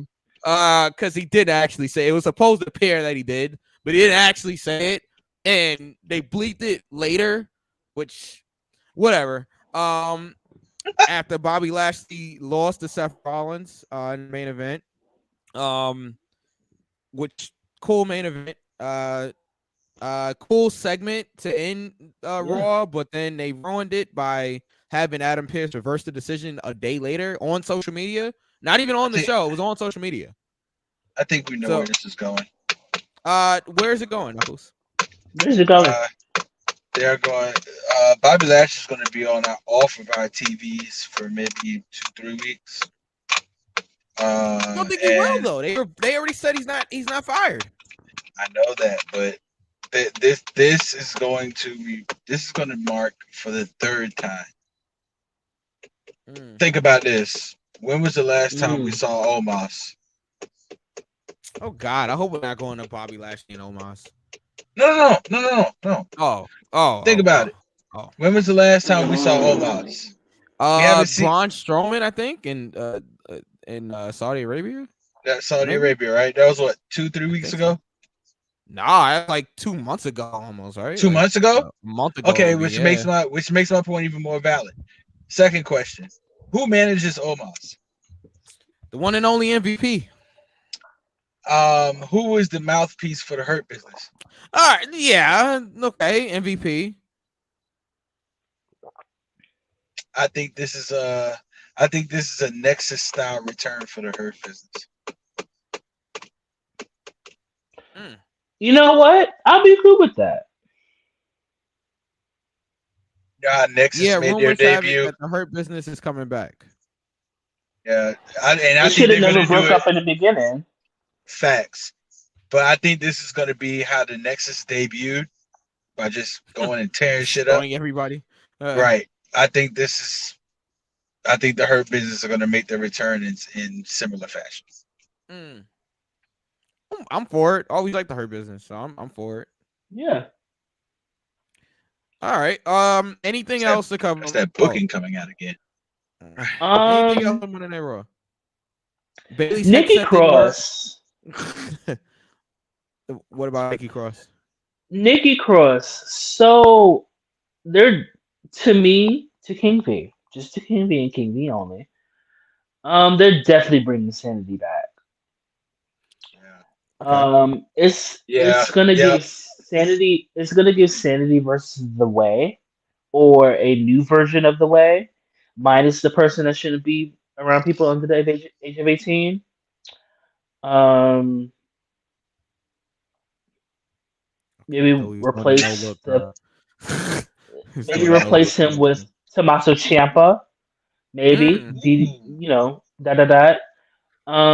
But I think that because Nikki has been kind of sort of stalking Candice LeRae in the past few weeks, if you look at some segments.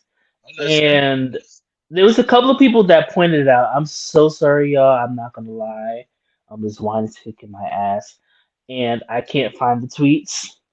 But a couple of them have mentioned what Nikki has posted on social media. Um, that drawing with some dates, with Sanity's debut, as well as another date. Excuse me, that has something to do with Nikki Cross versus Candice LeRae. Yeah. So I think it's gonna be Candice and the Way, minus the pedophile, Allegedly. versus Sanity. You know what, V? I am in 100% total agreement with you because if you paid attention to Impact Wrestling, Eric Young is no longer with the company. Yes, I am very aware of that. He was killed off on Impact. Impact does that. I don't know why they do. They will kill you off on time. Like literally. They did it to Allie. Killing niggas I think off. they did it to Kiara. They did it to Kiara. They did it to like, it literally will not just write you off for television. They literally kill off your character. If he died, mourn him. Yeah. I'm just gonna go to Ray's. I'm gonna go to Ray's comment real quick. Here's my thing though. Is it just me or are black wrestlers not getting that much better treatment in WWE than they were getting before? I don't know. When you get a select few, and the select few at this point is just Bianca. Bobby Lashley? Yeah, Bobby Lashley. I mean, sure. But and are we counting? I agree with you. Yeah, I think so. I definitely think so. Even in New Day, Kofi King. I mean, New Day is looked at as like the best tag team in the history of WWE. Like, I mean, so even though I know they're trying to push the Usos as such, but yeah, I mean, the New Day as well. I definitely think that that it's better treatment than before. Is it still is there still work to be done? Yeah, of course.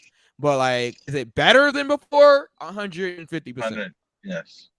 Ooh, 150. I'll say 55% better, but okay.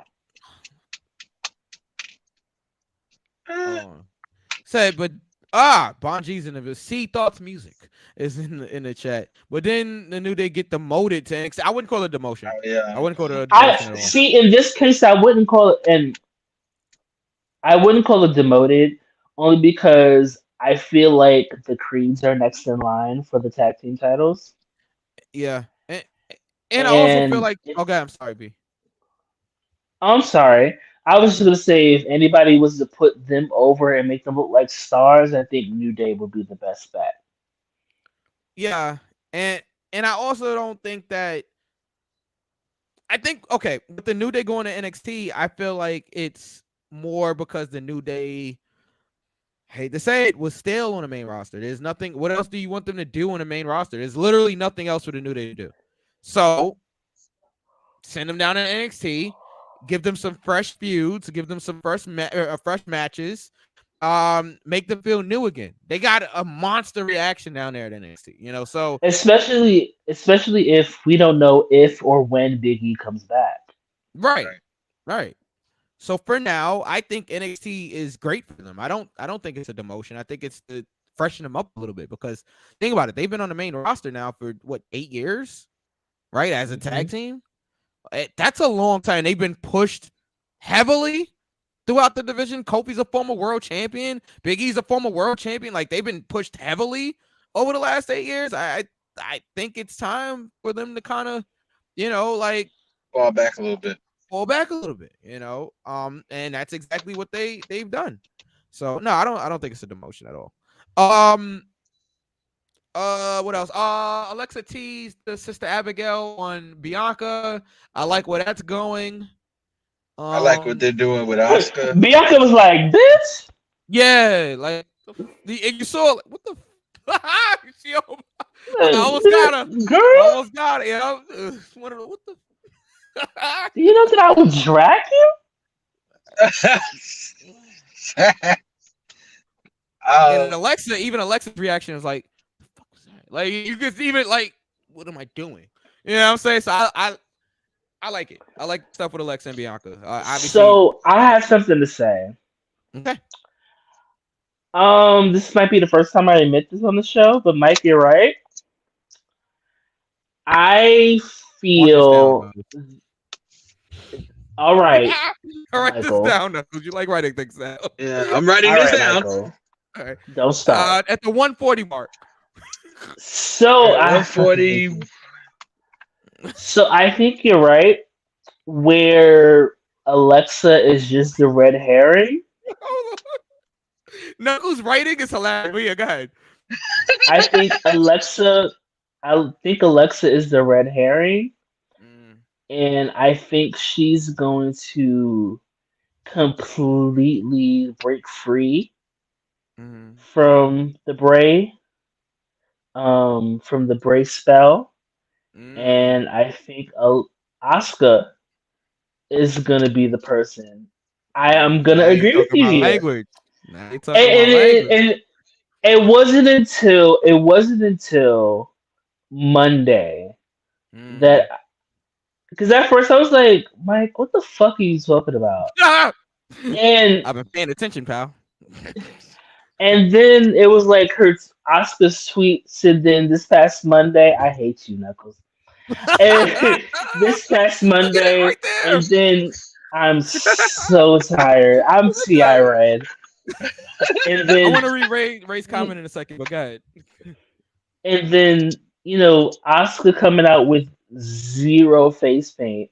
Yes, and she's beautiful. I don't think that's the first time I've seen her without like any kind of face makeup. She's so pretty. Oh my god! On the main roster, because she wasn't wearing that on NXT. I'd be high. So it's on the main roster, because on like NXT, she's wearing any face paint. She's so fucking pretty. Like she's gorgeous. I never really looked at, because unlike a lot of people, I look at her talent, but I was like, yo, she's really pretty. Oh my god! Like, this is some of these comments. I'm not saying that this is. Let me not say this is crazy, but I'm like, wow, she's really gorgeous. I was like, wow, okay, I see you, but yes, yeah, all right, come back. Ray said, okay. Rhea Ripley. Okay, too. I guess it's on me. Ray says, yeah, but New Day are Truth, Reggie, Apollo Crews. No, we're not doing scripts. We're not doing that. I call it a demotion too. It's like 4 black wrestlers pushed to NXT. Bobby isn't really winning anything. Bobby was just United States champion. Bullet Bounce still isn't doing much. Who's Bullet Bounce? Ricochet? Is Bullet Bounce Ricochet? That's hilarious. Yo, that is hilarious. Yo, I'm done. I'm done. I'm over it. I'm done. Oh my god. I'm fucking leaving. I'm going. I'm leaving. I don't think it's as Bullet Bounce. I don't think it's as much as a demotion. All right, guys, I'll handle this from here. I don't think it's as much as a demotion as it is just trying to get some eyes on the NXT. NXT's ratings, pull it together, Knuckles. NXT ratings have not been great ever since like the 2.0 stuff started. So I think by sending some of the main roster talent, guys, pull it together. Some of the main roster talent down there, they are trying to help NXT and not necessarily demoting. Was Mandy going there demotion? We're getting to Mandy in a second here. But was Mandy going down there demotion? No. We will get there, on, you weird people. Hold on, B. Was Mandy going down there demotion? No. She wanted to go down there. That wasn't a demotion. It was to freshen her up a little bit, to help NXT. And boy, did she. She really did help NXT. So, yeah, I mean, I don't consider that a demotion. Knuckles framed that. Yeah, he's gonna be on it, Bonji. Ray says, well, y'all can see it. She is agreed. Not gonna get me in trouble here tonight. And Ray says, yes, bullet bounce is Ricochet. That was hilarious. I have never in all of my years. I disagree. Mandy was not a demotion. She wanted to go down there. I don't think it was a demotion. I don't think it was a demotion. I honestly don't. I think it was all right. Please let me go to NXT so I can do something. Right. And that's what it. That's and what it was. I think the NXT. Well, I don't even want to call it a call down, but I think the move to NXT was for her to reinvent herself. I agree. I definitely agree. I don't. And she did a great job with the new character. I would say that maybe. Yeah, I agree. I would say that maybe if you want to argue somebody being a demotion, like, all right, for example, right, was Finn Balor a demotion when he went back to NXT? No, he became world champion down there. You know, like, so there's certain individuals that it's not a demotion. I wouldn't say. I would say that I take Veer, for example. That's a demotion. Sorry, that is a demotion. Yes. It is what it is. Like, I know we have a lot of fun at Veer's expense here. It's all jokes, but in actuality here, I do think that Veer will be considered a demotion. I mean, nobody saw that coming. All right. All right. I damn sure. I like to be told first. But anyway, I mean, hey, that would be that makes one of us. Oh my god. Oh my god. Oh my god. Oh, damn it. Tell me that was good. And I know you hate this guy. Tell me you didn't just say that. Oh man. It was good. Somebody's gonna be like, wow. So Thought says if it's not a demotion, then they shouldn't use the term called up to the main roster. Just saying. I think for some of them it is a call up to the main roster, but like, for example, right, with Toxic Attraction, Gigi and JC would be a call up. Yeah, but that's what I'm saying. Like, before what happened with Mandy, and I promise you we'll get into it. What happened with Mandy, I would say that JC and Gigi going up to the main roster is a call up.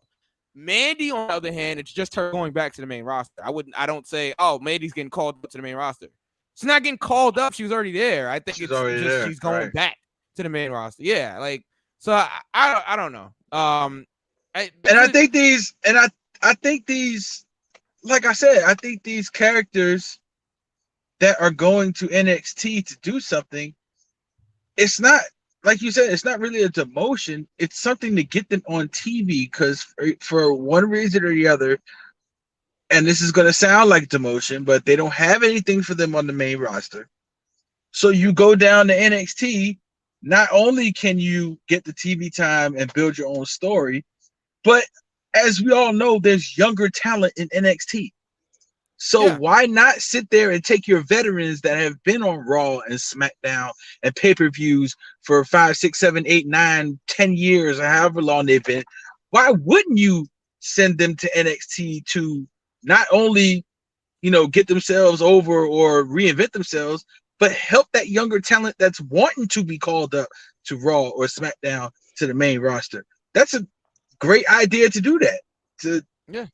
And I'm trying not to use the phrase "send down" because I don't see it as a demotion. I see it as a learning tool, and I see it as an opportunity to somewhat get yourself back, you know, get yourself back on TV and reinvent yourself. What's and a ratings ploy also. Let's not absolutely forget about that. It's to get NXT some eyeballs. Honestly, right. like you know, a lot of times it's not that they're demoting them. It's, hey, can you go down there and help them out?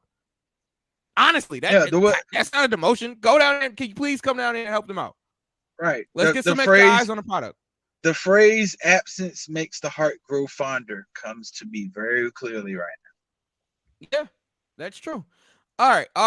Mandy Rose, our story here. First of all,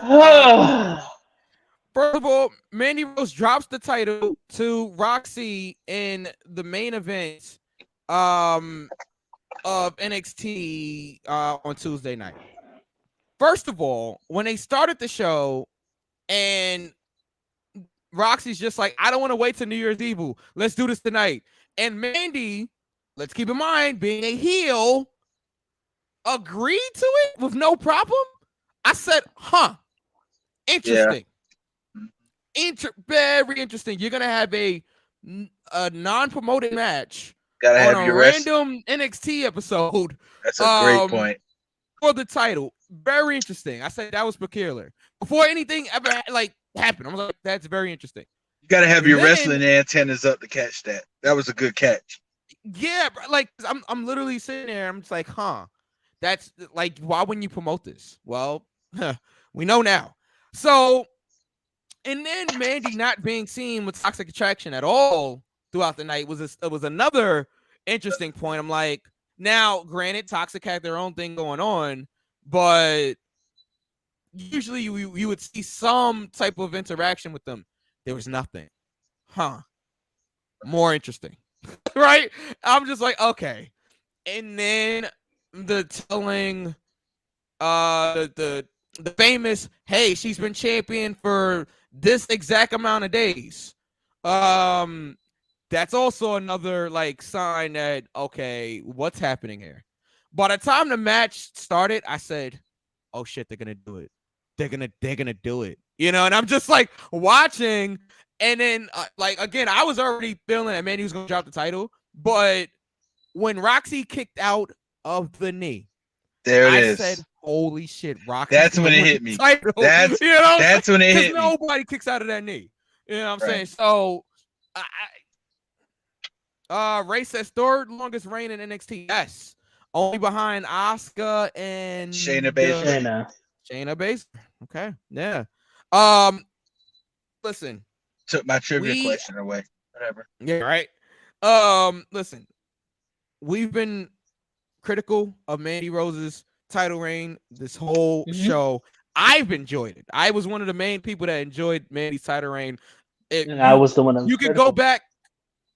You can go back and look at all of our predictions. I almost picked Mandy every single time. I think the one time I didn't pick her, I was wrong.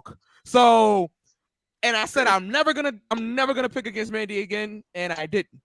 I enjoyed it. I think she put the women's division in NXT on her back, and Toxic Attraction, and they carried that.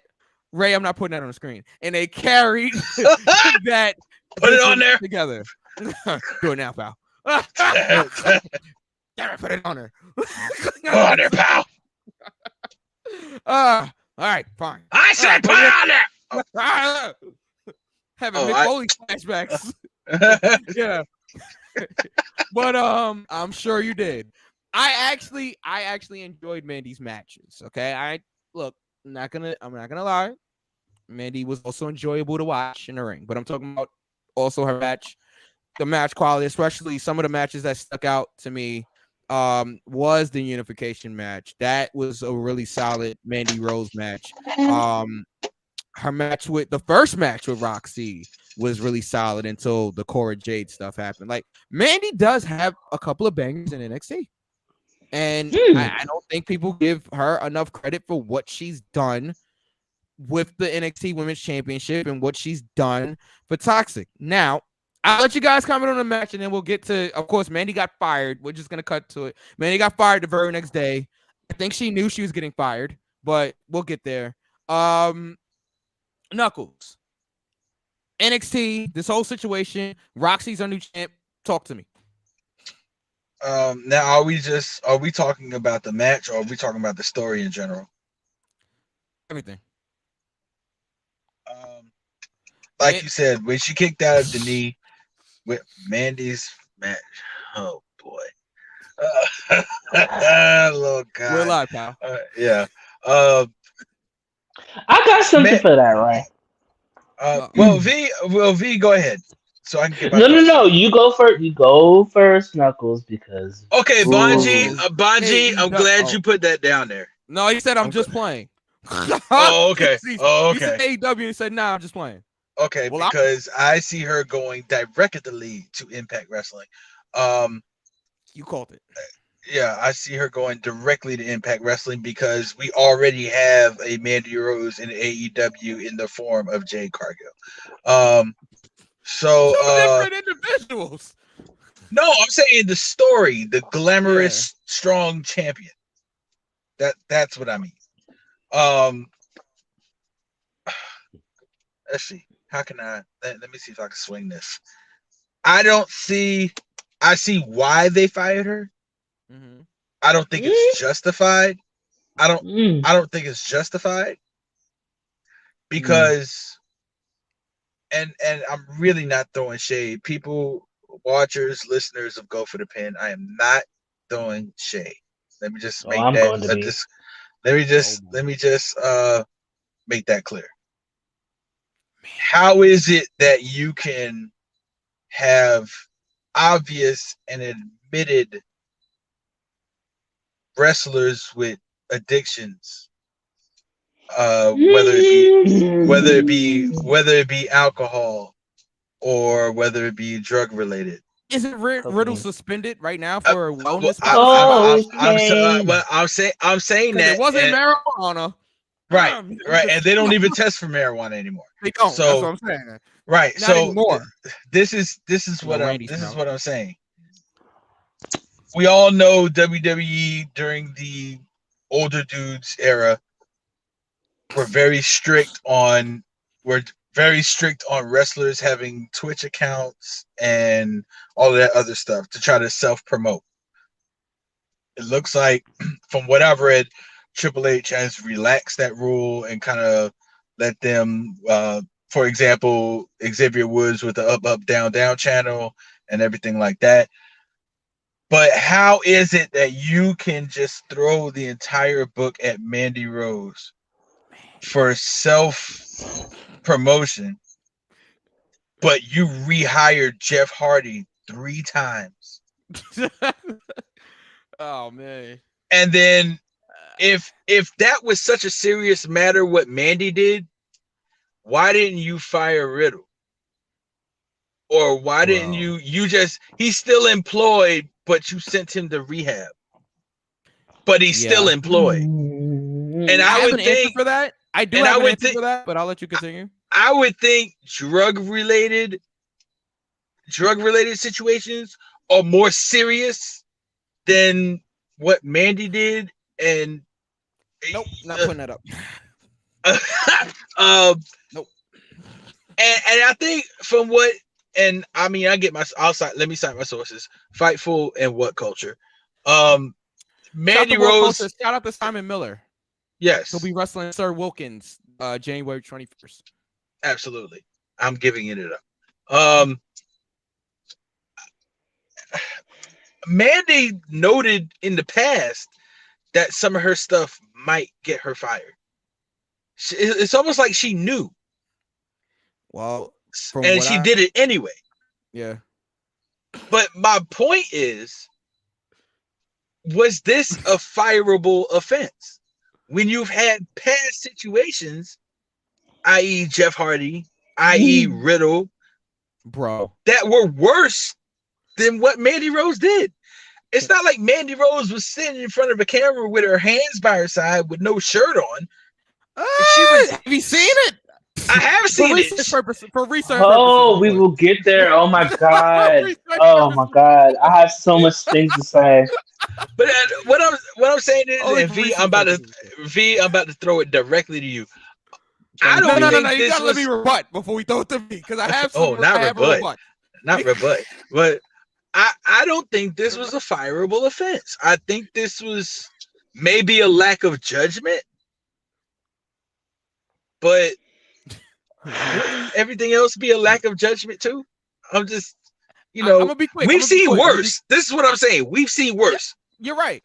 Now, and I'm gonna be quick. I'm gonna be quick because I know V wants to get to it, and we're already at the 2 hour mark here. All right. To your question of is it a fireable offense? The only reason I will say yes is because not just WWE wants her. I think Mattel, the toy company, Mattel, I've heard that too. warned her about this. Oh, we'll get. I'm so glad you brought that up. Yeah, warned her about this, and she continued to put out content. Now, if you remember, Zelina was fired for the same thing in a sense, but only this is a little bit worse because she is, by posting sexually explicit pictures, whether it's behind a paywall or not, she is technically in breach of contract. And she's not just with WWE, but because WWE has this contract with Mattel, she is now also in breach of that. So like it's a couple of issues with that whole thing. Even if she put, I'm gonna let you go, V. Even though she put it behind a paywall, so is it a fireable offense? You compared it to Riddle. The problem is, yes, Riddle broke WWE policy, right? But I mean, it's not like he broke Mattel's policy or anything like that. So also, Mattel doesn't have a drug. I'm sure they do, but did Mattel catch him? Did WWE catch him?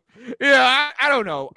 But I think that's the only difference is that because she was willingly posting this kind. I'm gonna let Vico. Because I know there's more to it because she technically put it behind a paywall and they stole it from her and put it out there. However, she is still the person that posted it in the first place. Do I think she should have been fired? No, I don't. However, can I understand why she was fired for it? Yeah, I kind of can.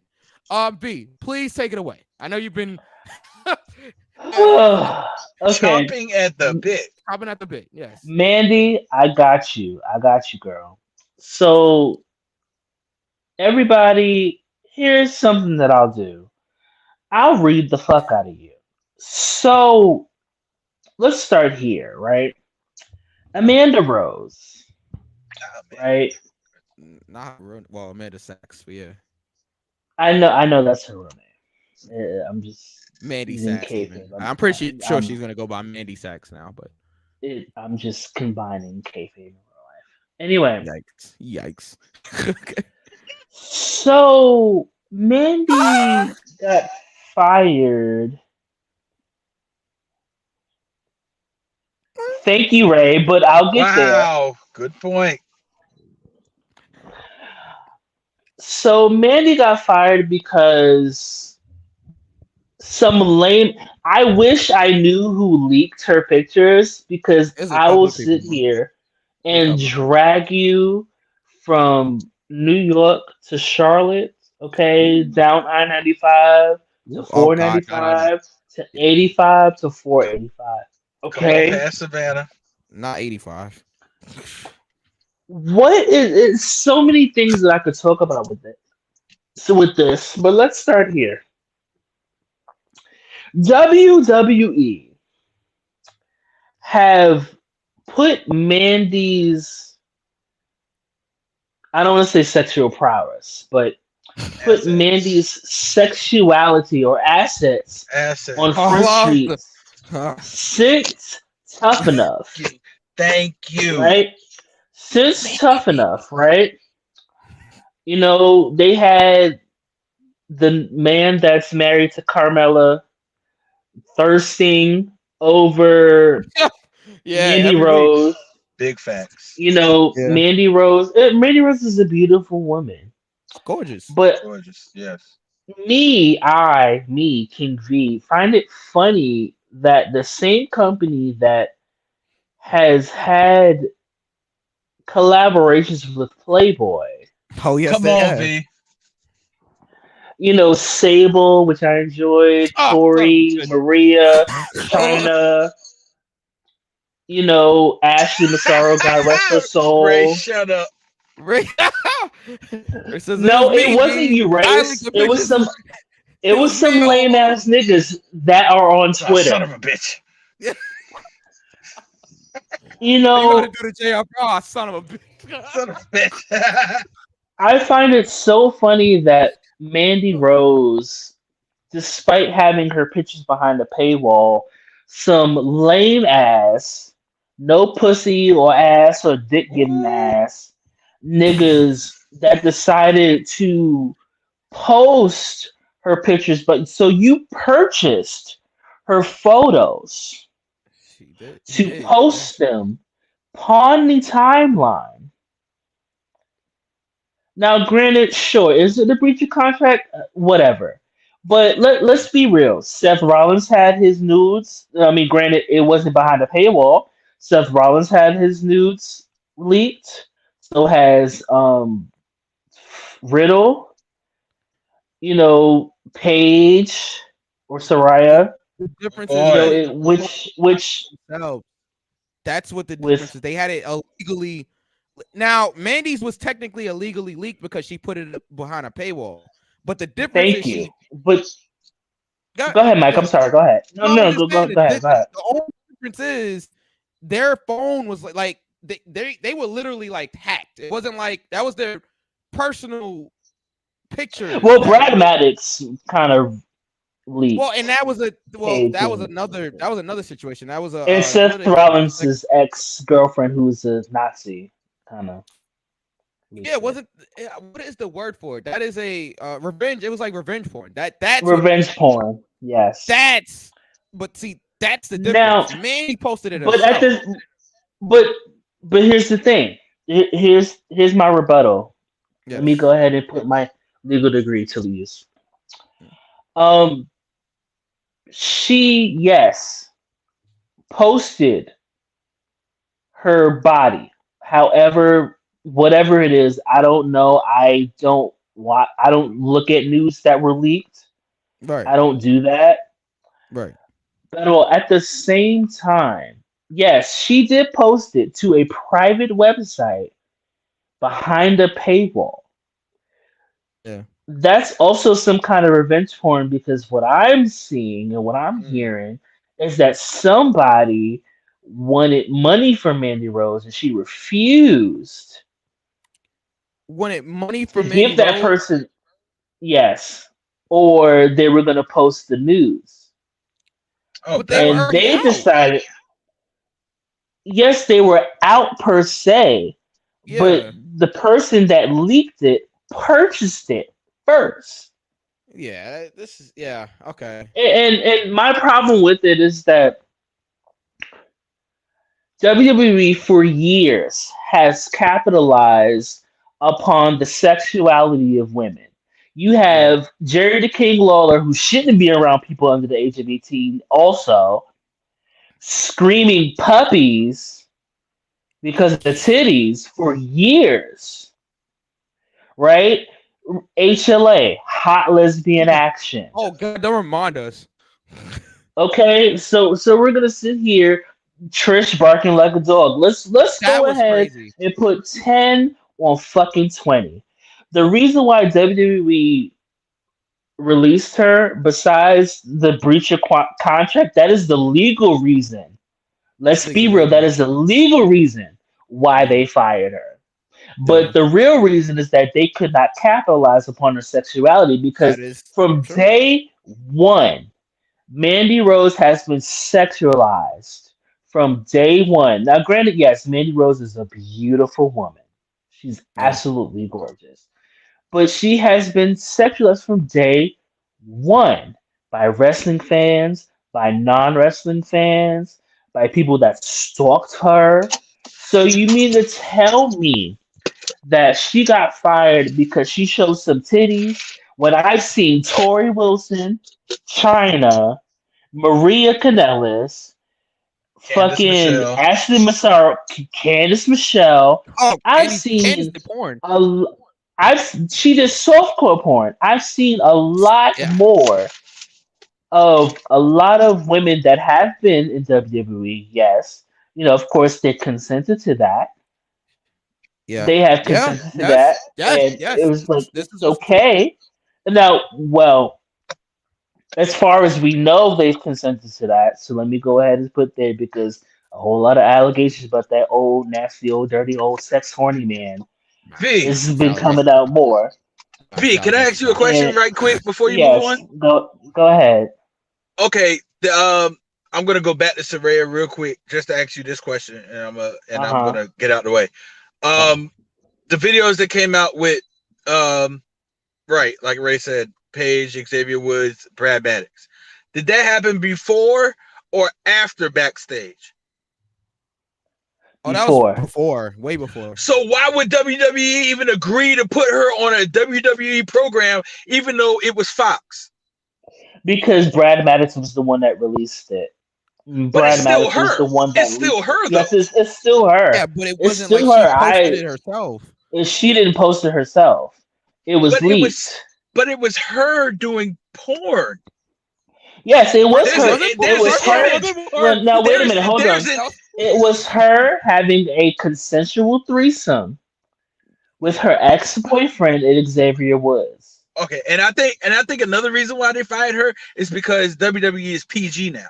If they were if they were 14 or if they were what is it PG 14 TV 14 no TV 14 TV 14 I have a rebuttal for that. If they were TV 14 we wouldn't be having this discussion, but because they're PG I think that also plays into it. And you guys brought up Candice Michelle and Tori Wilson and Sable and all of those, and Sable especially, all that happened in Attitude Era days, where everything was exotic and raunchy and.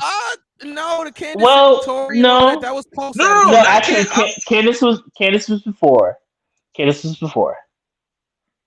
Candice was before Ruthless Aggression. Yeah, Candice was after. Candice was after the Attitude Era. Yeah, Candice Michelle was after. Candice did Playboy, yes, around that time during the Ruthless Aggression, but she did softcore porn before she was in WWE. Oh no, I'm referring to her Playboy her Playboy spread. But I don't see how WWE would agree to bring Paige onto a TV show with their content after already knowing what Paige did, whether it was consensual, it was in front of a camera, it was for the world to see. It wasn't for the world to see though. But it got leaked just like Mandy's photos did. See, Brad Maddox was Brad Maddox is his whack ass, and I'm gonna get to you whack ass niggas later when it comes to Bleaky Mandy shit. See the difference. I'm not even gonna say the difference. My issue is that you can't sit here and sexualize one person. Look at Toxic Attraction's entrance. Exactly. You can't sexualize somebody. You can't sexualize somebody from the beginning of their career, and they use their sex appeal to their advantage. Of course. And the issue is that WWE can't profit over it. There it is. But this is the same man that said, "Oh, China shouldn't be in the Hall of Fame because if my daughters were to look up China, they'll see porn with Uncle X-Pac." Okay. No, I'm fucking going there because I'm sick of this. This in particular, wrestling is not kind to black people, nor is it kind to women or black women at that. But we already talked about Naomi and Sasha Banks. Yes. My issue is that you can't sit here and fire somebody over something that you've portrayed over the years. We remember that storyline with Mandy Rose and the Uso that's married to Naomi. Jimmy, yes, that one. Jimmy, who has a DUI, multiple DUIs. Wow, you have Riddle, who no. Let's go ahead and fucking go there. Jimmy has multiple DUIs and got a push. Riddle is sniffing on that white girl, on that Miley Cyrus. Come on, V. No, fuck that. No, fuck that. And he's in rehab. You have racist, pedophiles. A pedophile's a fucking champion. Suck my dick. What the fuck are you talking about? Talking about, oh, Bandy Rose can't be on it because we have a thing with Mattel.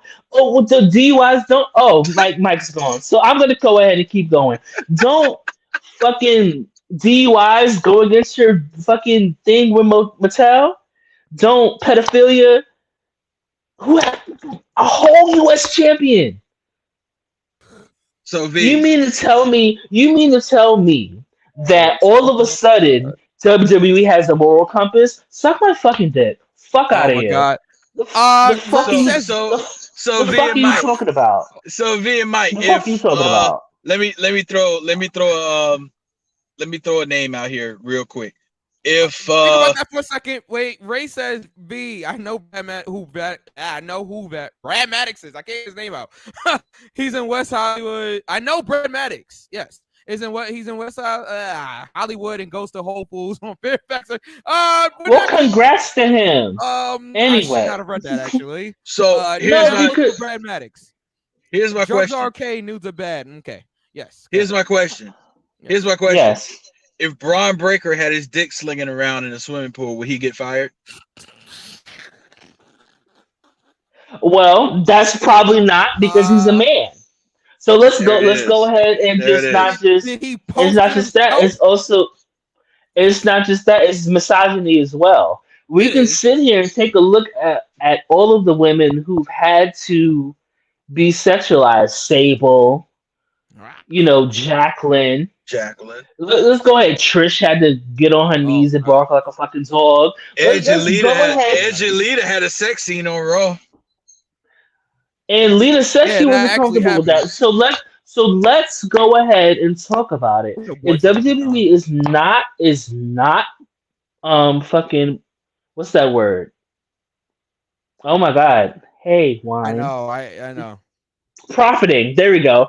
Off of it, then then it's all good. But my whole thing is you have a whole bunch of other people that are doing things that are worse than showing titties. Criminal issue. That are champions. Yeah. And she gets fired. Fuck out of here. That's bullshit. It's misogynistic. And you mean to tell me now? This is where I criticize Triple H. Oh no! You are the same man. Oh no! You are the same man. Oh, you're gonna come back, Mike. You are the same man that told Stone Cold Steve Austin, the only other Austin I acknowledge besides Williams, to his face, saying that I don't want my daughters looking up China and seeing something that may be inappropriate when their mother was fucking you behind China's back and decided to fire China. No. Let's go ahead and go there. Let's go ahead and put 10 on 20. Let's go ahead and add all of those rewards points up. You mean to tell me you are the same man that decided that China couldn't be in the Hall of Fame because if your children were to look China up, that they will see the things that she has done.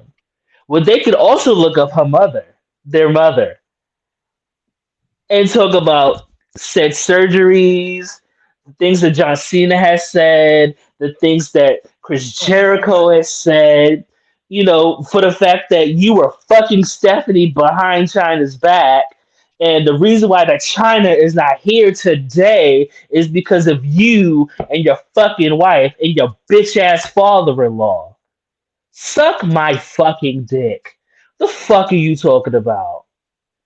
You mean to tell me that Mandy Rose loses her job over some shit, some lame ass, whack ass, no pussy, no dick, no ass getting ass niggas that decided to go ahead and purchase her fucking news and then post them publicly, and for her to lose her goddamn job? I wish I knew the names of these niggas so I could call you fucking lame ass, derelict ass, blockhead niggas ass out.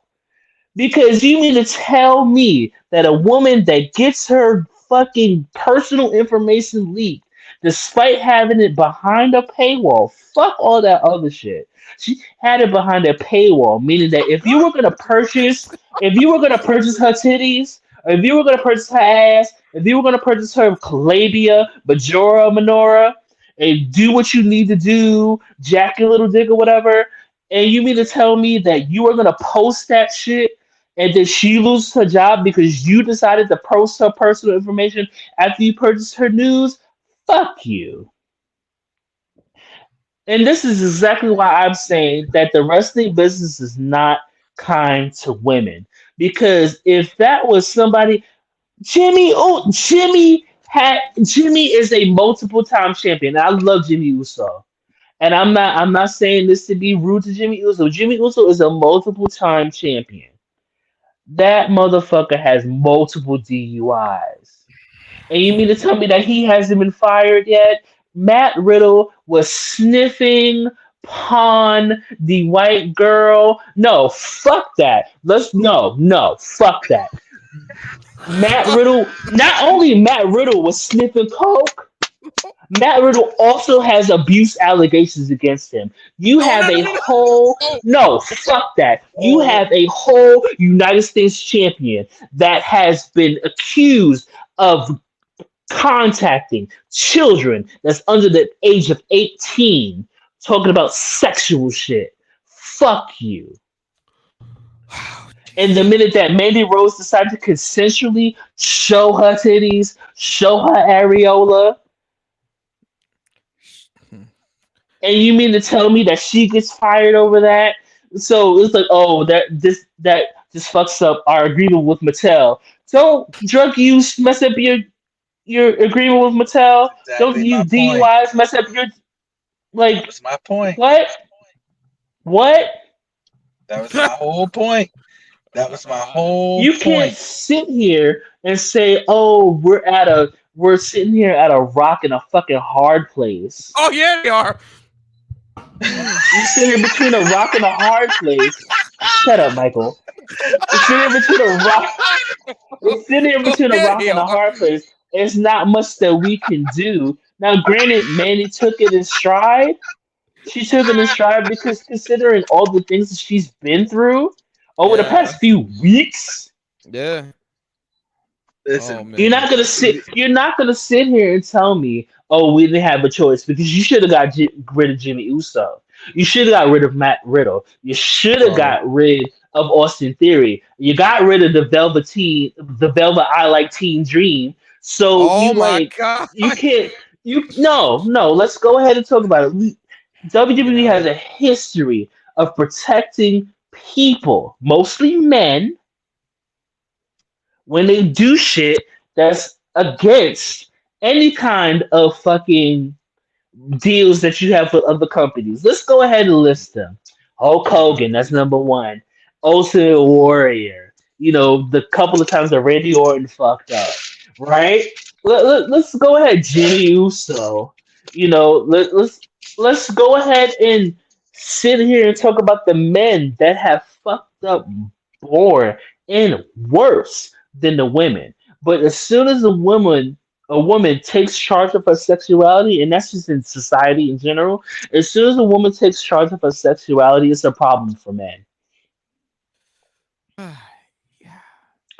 And to you, bald-headed, neck-bearded, musty, ashy ass, non-washing ass wrestling fans that decided that you were going to take Mandy Rose's personal pictures that she had behind the paywall and decided to post them, Michael, you better come bring your ass back. And for the fact that you were going to go ahead and leak her personal information, her personal body, because you didn't get the money that you allegedly wanted from her, and she wanted you to take those pictures down, you decided not to, fuck you. And I hope she sues you from everything that you got, which is literally nothing. But I hope she I hope she literally sues you for everything that you have because that's some whack ass shit. That is whack, and that's exactly why people don't like wrestling fans. You know what? Fuck it. Straight male wrestling fans are one of the worst demographics in the wrestling business. I am going to fucking say it because a lot of you don't get the ass you think you do. And that is ass depending on regardless of gender, regardless of who you're attracted to. How did So you go don't ahead? get I'm the sorry. things that you want, and you decided like, oh, I can't get this. I want to see her titties, and then other niggas happy about you posting somebody else's news. So well, oh, thanks for the leak. Fuck you, lame ass nigga. Y'all niggas are fucking lame as shit. That's why nobody fucking likes. This is why nobody likes wrestling fans. Y'all niggas are whack. Y'all niggas are lame. Y'all niggas are fucking grimy. Fucking derelicts. Y'all fucking blockheads. Y'all are the reason why nobody likes wrestling fans. Y'all are the exact same reason. Y'all don't use soap. Y'all don't get no sex. Y'all don't get nothing. Y'all are the reason why everybody looks down on wrestling fans because it's motherfuckers like you Jordy Leaf that gets no bitches. makes Jordy Lee. It gets no in the words of bitches. Jordan Yes. in the words of Jordan Lee, you gets no bitches. None of you Yes. gets no bitch. You don't touch the grass. You don't touch grass or ass. None of that. And you mean to tell Grassy me ass. that and you mean to tell me that you lame, whack ass, ooh, y'all niggas get on my fucking nerves. And it should be, and going back to it, it should be no reason why Mandy Rose was fired. Suspended, okay, I would understand Yes. suspension. Yeah, Yes, suspension. absolutely. I would understand suspension. I would understand her dropping the title. But her being fired when there's people in the Hall of Fame, there's people that work there, Road Dog, that has worse offenses there. You know, you have that has worse offenses that still have a job there. Suck my dick. Fuck out of here. And they better fucking rehire Mandy Rose. And I hope she sues them. I think and I like I always say, I don't like preacher behind the preacher because V just dropped an insane word just then. But like I said, it's all about image. Image must not mean anything when you have people in your company, like V said, that are champions that have done criminally offensive actions. Allegedly. Allegedly. Yes. Actions that would qualify them for criminal jail time, felonies. Allegedly. Yes. And you cite her for showing something on her paper over some titties. Really, more than just that, but I hear you. I see your point. But over some titties. It is what it is. You can literally Google titties and find them. Yeah, she's gonna go to Impact Wrestling and be a superstar. And WWE is going to registered as a sex offender. Thank you. She's gonna go to Impact, become a superstar, and WWE is gonna kick themselves in the ass for your fucking father-in-law has sexual assault against. Shut up, Vincent. Hush. Ain't no point in shutting up now. You all the way in there now. You all the way in there. Because WWE as a whole has some fucking nerve. Then there's freaking rumors about him coming back. Really? Yeah. Don't nobody want that. No. I will say that I've enjoyed WWE a little bit more now that the dirty, horny sex man is no longer a part of the company. Everybody has. Do you realize the stock? Do you realize the stock? The stock for WWE was the highest it had been. If I remember correctly from what I read, the stock for WWE had been the highest it's been since 2012. It'll get higher after Right now, it's the highest it's been since 2012. The minute that there were allegations and rumors of Vince McMahon coming back, stock went and receipts. Down. Oh my god! All right, well, guys, this has been a very interesting show. MJF is still your world champion in AEW. We totally forgot about AEW. Yeah, but yes, he's still your world champion. Poor Ricky Starks. That's all I got for tonight. And we're gonna get Brian versus MJF soon. I give AEW a 2 count. And yeah, that is how I feel. I'm gonna agree with you. Okay. Knuckles, AEW, real quick before we get up out of here for the next 2 weeks. 2 count. Yeah. All right. Wow, what a show. No, I want Mercedes, Naomi, and Mandy to go to AEW/ROH. I want Mandy to have a storyline with Athena over over the sexual statements. The problem is AEW still they're stacked right now. AEW Tony Khan doesn't know how to book women. I'm just gonna go ahead and say how to book the people they already have. They need to worry about the people they have ready before trying to bring in more people. But I would be down for Athena versus Mandy, but Mandy doesn't need to sign for that. And it's my understanding Mandy was still under a main roster contract, so that would make it 90 days if I'm correct in that. If she was under I'm not contract, sure under that. If she was under an NXT contract, it would be 30 days. But if anybody has clarification on that, I believe it is 90 days. So she wouldn't be able to compete for anybody for 90 days. However, if JC and Gigi were to be released, I'm not asking for, I'm just saying if they were to be released, then they would have 30 days because they never made it to the main roster technically. So even though they worked on the main roster, I give AEW an airfall. Okay. All right. Ray gives AEW an airfall. We are tired. It is 2 a.m. here on the East Coast. You guys are lucky on the West. It's 11 o'clock. So we're gonna go. Shout out to everybody who listens from everywhere. No, it's 4 coasts actually. Midwest, well, 2 coasts. Y'all get it. It's late. I don't. It's 2 over here and 11 in the West Coast. Yes, 11. Yeah. Y'all get it. Okay. Where can they find us? Oh, Battle Club Pro. Wait. Show note. December 29th. We have a show. That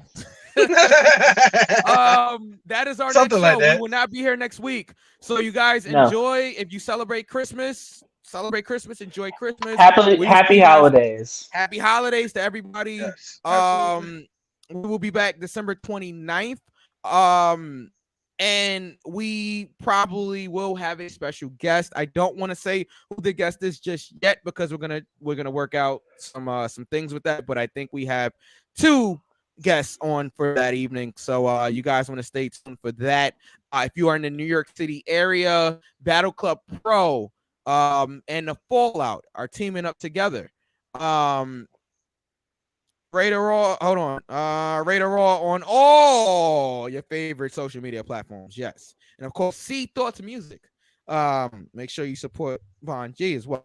If you're in the New York City area, December 30th, House Seekers. It's going down from Ridgefield, New Jersey. That's at the Mecca, I believe. You guys gotta get your tickets right now, okay? If you don't have tickets to that, make sure you guys get your tickets to that. Hit up Joe Kim personally, tell him I sent you. Or hit up the Fallout or I think it's Inferno Pro Wrestling that is teaming up with them as well. So you can hit up them as well on their social media platforms to get tickets to the event. So that is all the show notes. January 21st is Battle Club's Welcome to New York. It is being headlined by Steve Pena, the double champion, if he gets past Flip Gordon, because he's facing Flip Gordon on December 30th in Ridgefield, New Jersey. If Steve Pena gets past Flip Gordon with the championship, he will be defending against Darius Carter in the main event for January 21st. That is going to be a barn burner, as we like to say back in the day, a slower knocker even. A subterfuge, a quarrel, a fight. Yeah. Yeah. So if you guys are in the New York City area, stay tuned for all of the Battle Club Pro all of the Battle Club Pro events. V, take us home, pal. It's 2 a.m. in the morning. Okay, so thank you all that have not leaked anybody's nudes for watching and or listening to Go for the Pin. You can follow me at KingV_the_ruler on Instagram and _Watch My Throne on Twitter. You can find Mike at DJ Mikey Q on Twitter and Mike_ET on Instagram. You can follow DJ Knuckles at DJ_Knuckles on Instagram and JPS Music 15 on Twitter. And you can follow the show that Go for the Pin Show on Twitter and Go for the Pin _show on Instagram. And I just want to go ahead and say that I hope a lot of you just dive in the ocean and breathe deep. All right. Guys, thank you for joining us because lame ass niggas, whack ass niggas. All right. We will see you guys on December. Bitch ass niggas. Happy holidays, everybody. And none of you can beat my ass about it.